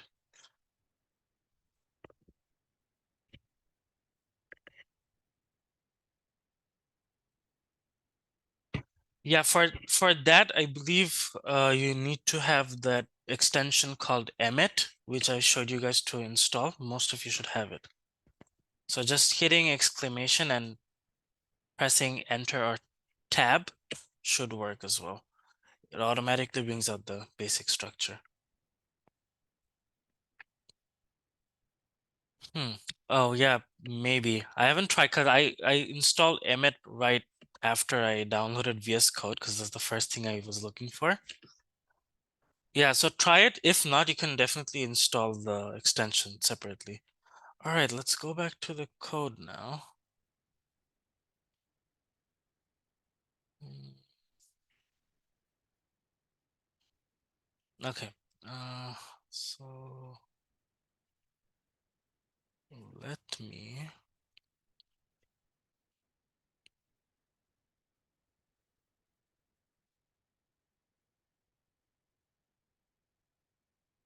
I'm gonna skip all the CSS for now.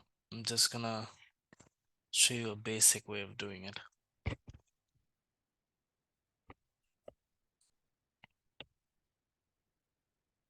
Okay, so what we're making right now is a notes app. You're gonna enter something through a form and it's just gonna add it to your note. So right now, what the first thing that we need is a div for the container. In this case, okay, let me just call it a class and let's call it container. And next we need an input. For input text, let's call this ID. Note input. And let's put a placeholder. Right. Note. Okay. And then let's put in a button. Inside the button, we will require an ID as well. Add button. And inside, let's write add. Okay, that kind of sums out that div. Or does it? No. I think I made a mistake. Just went straight to the input. Forgot to write down headings. So first, let me write down my notes. Let me wrap this around a div.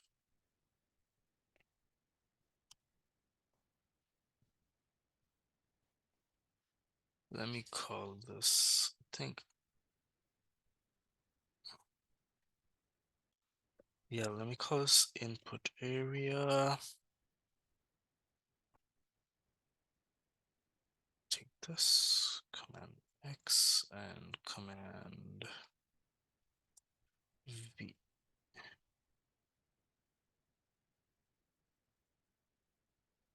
One thing I came across the other day, maybe this might be useful for you guys as well. There's this extension called Prettier.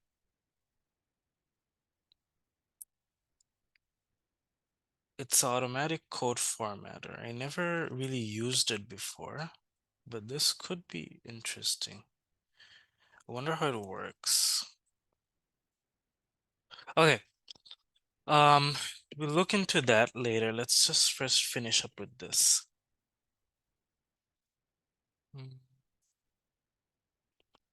Okay, add button. We added the button and let's go for, okay. So now we need a unordered list. Let's call this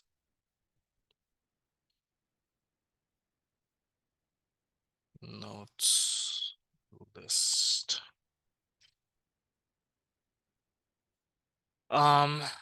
You just go to the extension tab over here and type out Prettier. This should automatically work.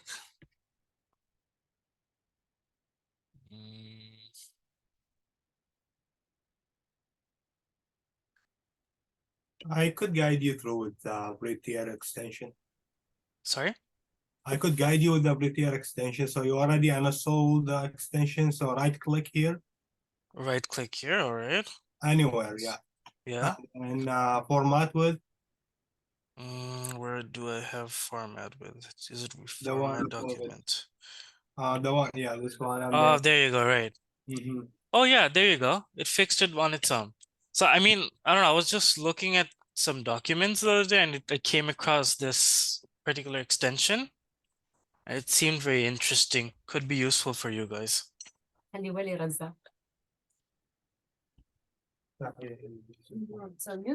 Okay, so moving forward, I have the notes list ready, I have the script installed. I believe one of you have your mic on.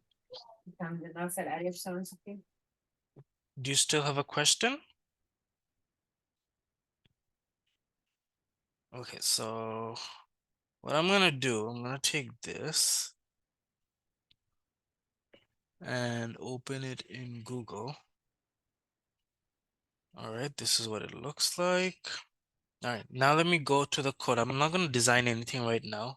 We're kind of short in time. Let's first add functionality, and then if we have time, we can design. So for script, what we're gonna do is we're gonna get all the IDs first.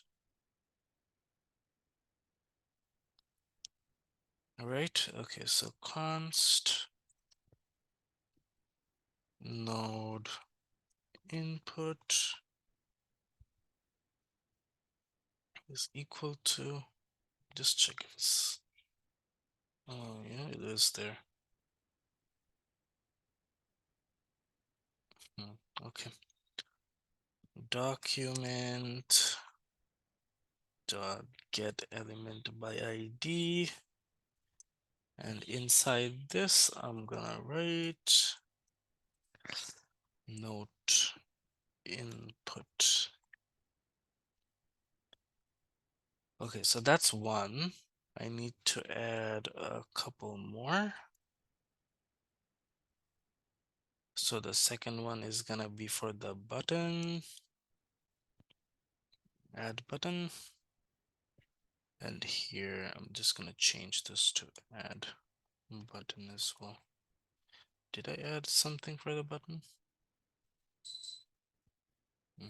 Okay. And for node button, let me just write notes list. No, that's bad formatting. Notes list, and over here I'm gonna write down notes list as well. Okay, so that's that. Now I'm gonna call an event listener for the button, and button dot add event listener. So for this one, what's gonna be the action? Click. So that's done. Now let me just create a function, and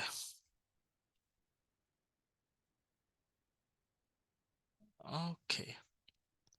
So inside this function, what I'm gonna do is I'm gonna take in the value from the note input, which is the input tag. So every time you enter something, it's gonna get stored into this variable, which is called note text is equal to note input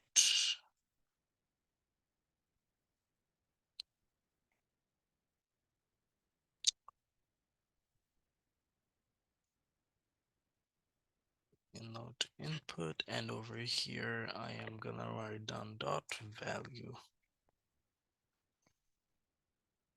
This should work. No, I just want value.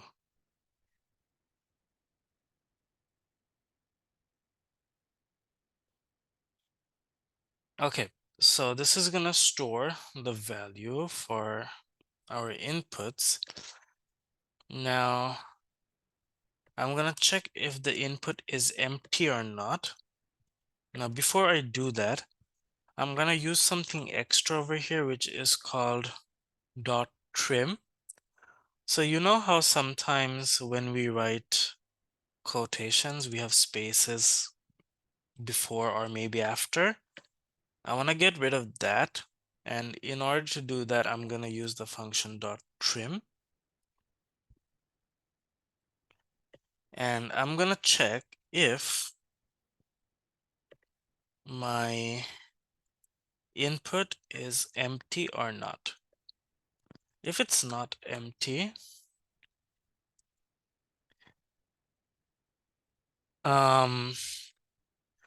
which part do you think is confusing for you? Or is the I mean, is it confusing or is it like a lot to take in?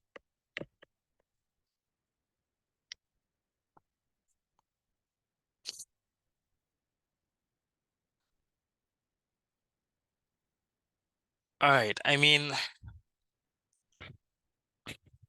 what we can do, let's finish up with this. Let's just add the functionality. I'm gonna go through this later again, this example, and we're gonna design it as well. So let me write down a constant, which is essentially the list, and it is document.create element. So we use this in order to create an element inside the HTML file. And for this, I'm gonna write down li.text content. So I'm setting a text content for this list, and it is gonna be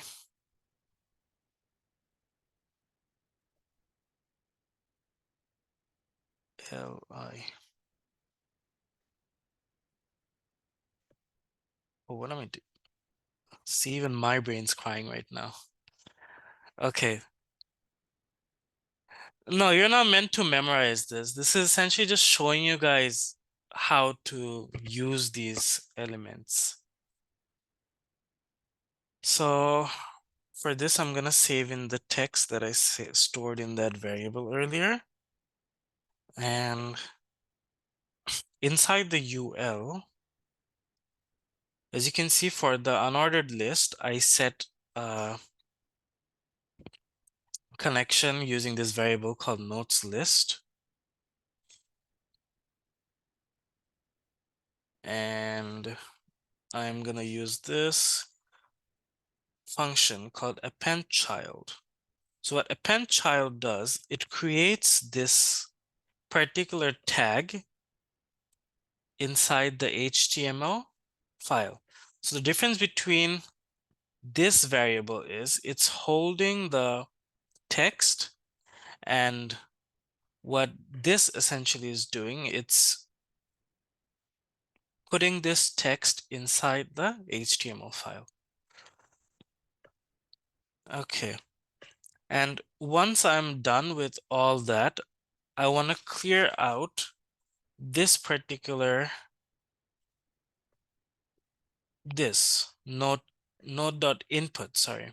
I want to clear out the input so that the next time you enter input, it doesn't carry the previous input as well in the string. So I'm gonna write node input dot value is equal to this. I'm just gonna turn it empty. All right, let's see. I'm gonna write hello. There you go. Hi. There you go. Okay, so this is a very simple representation of what a notes app will look like. Since we're doing it at the very end, I'm gonna do this at the beginning of some other lecture as well, with designing it and making it look nice too. But based on what I did in the functionality, let me go through it again. In the HTML file, I kind of set out the elements. I put in IDs for them. So the whole area over here is called the input area. And I have an input block as well, where I'm essentially writing down my node. I'm calling that node input. And I also have a button that's called add button. After that, I added a list, which is going to show my notes. For that, I just used an unordered list, but notice that I did not add any list element to this because it doesn't have anything right now. So I named this unordered list notes list. And in my JavaScript file, I am creating connections for all the IDs. I'm getting all the IDs for the elements. Now, for the function, let's take a look into that. what I'm doing at the very beginning is I'm storing the input value into a variable called note text. Then I'm checking if note text is empty or not in this line over here. If note text is not empty, then it goes into the if block and it goes on to finish these functionalities. So first what I do, I create an element called li, and in the next line, I give the element a value. Now, I just created the element in our JavaScript file. I don't really have it in our HTML file. For that, I use append child to send in the list item that I created into the HTML file so that it can show on our website. At the end, I change the input value to an empty string so that the next time the user inputs something, it's not going to store the previous value as well. Okay? Any questions so far? What is text content? So what text content does is it sets the text for the list. So li usually holds, let me write it down here. So usually it looks like this, right? And what we write inside, this is the text content. Now, since I don't have a list over here, I'm creating it inside the JavaScript file. I have to set the text content over here through this function. And I'm setting the text content to this variable in which I have stored the input from the user. Does that make sense?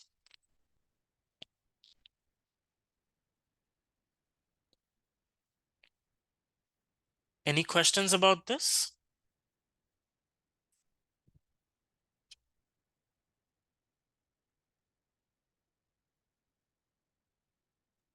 So I have one question. So when you're appending the child, the list item that you've created, and you're appending that into the notes list, so it's going into the notes list, or shouldn't it go into the notes dash list?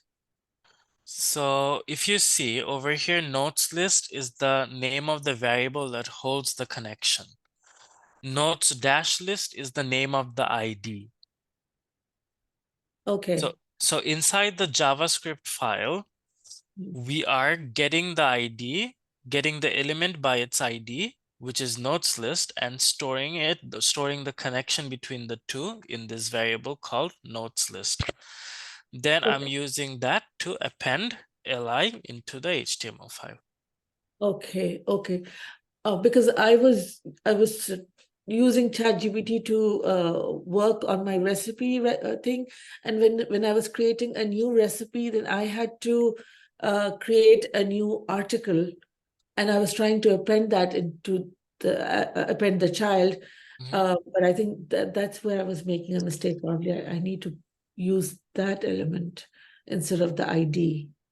Yeah, you have to use the, so essentially this is you could call this the object that you're creating for that particular element, and use that in order to append or do anything, honestly.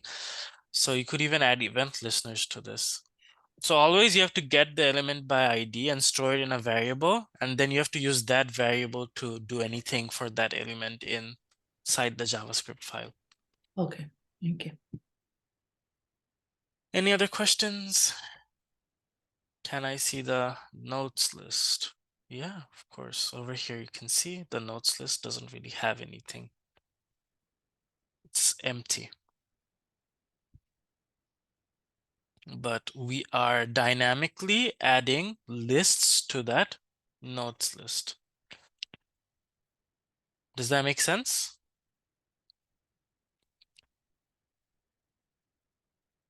I'm gonna upload the files in Canvas right now because we are done with our lecture anyways. You can just download it from Canvas too. That way you don't have to copy paste. Okay, so do you guys have any more questions about this?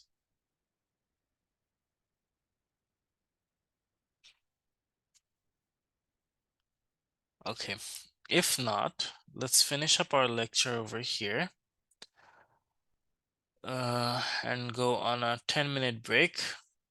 In the meantime, I will upload the files on Canvas. You guys can check that out. So yeah, see you guys in 10 minutes.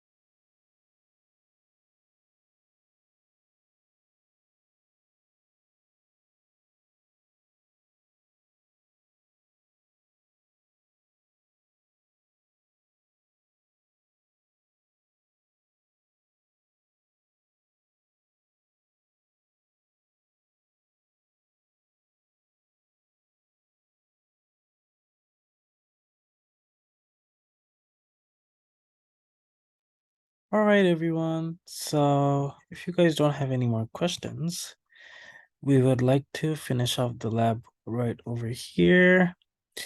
Also, wanted to let you guys know that from week 2 to week 6, we have posted additional links to videos under resources. If you're behind on your assignments, you could check those out as well. That will kind of help you out if you don't have enough time to go through the lecture videos.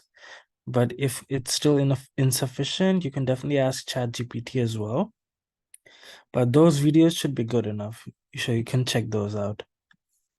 Other than that, yeah, that's basically it for today. These for the first parts of the lecture. So you guys can go on your break, your lunch, and see you guys in an hour.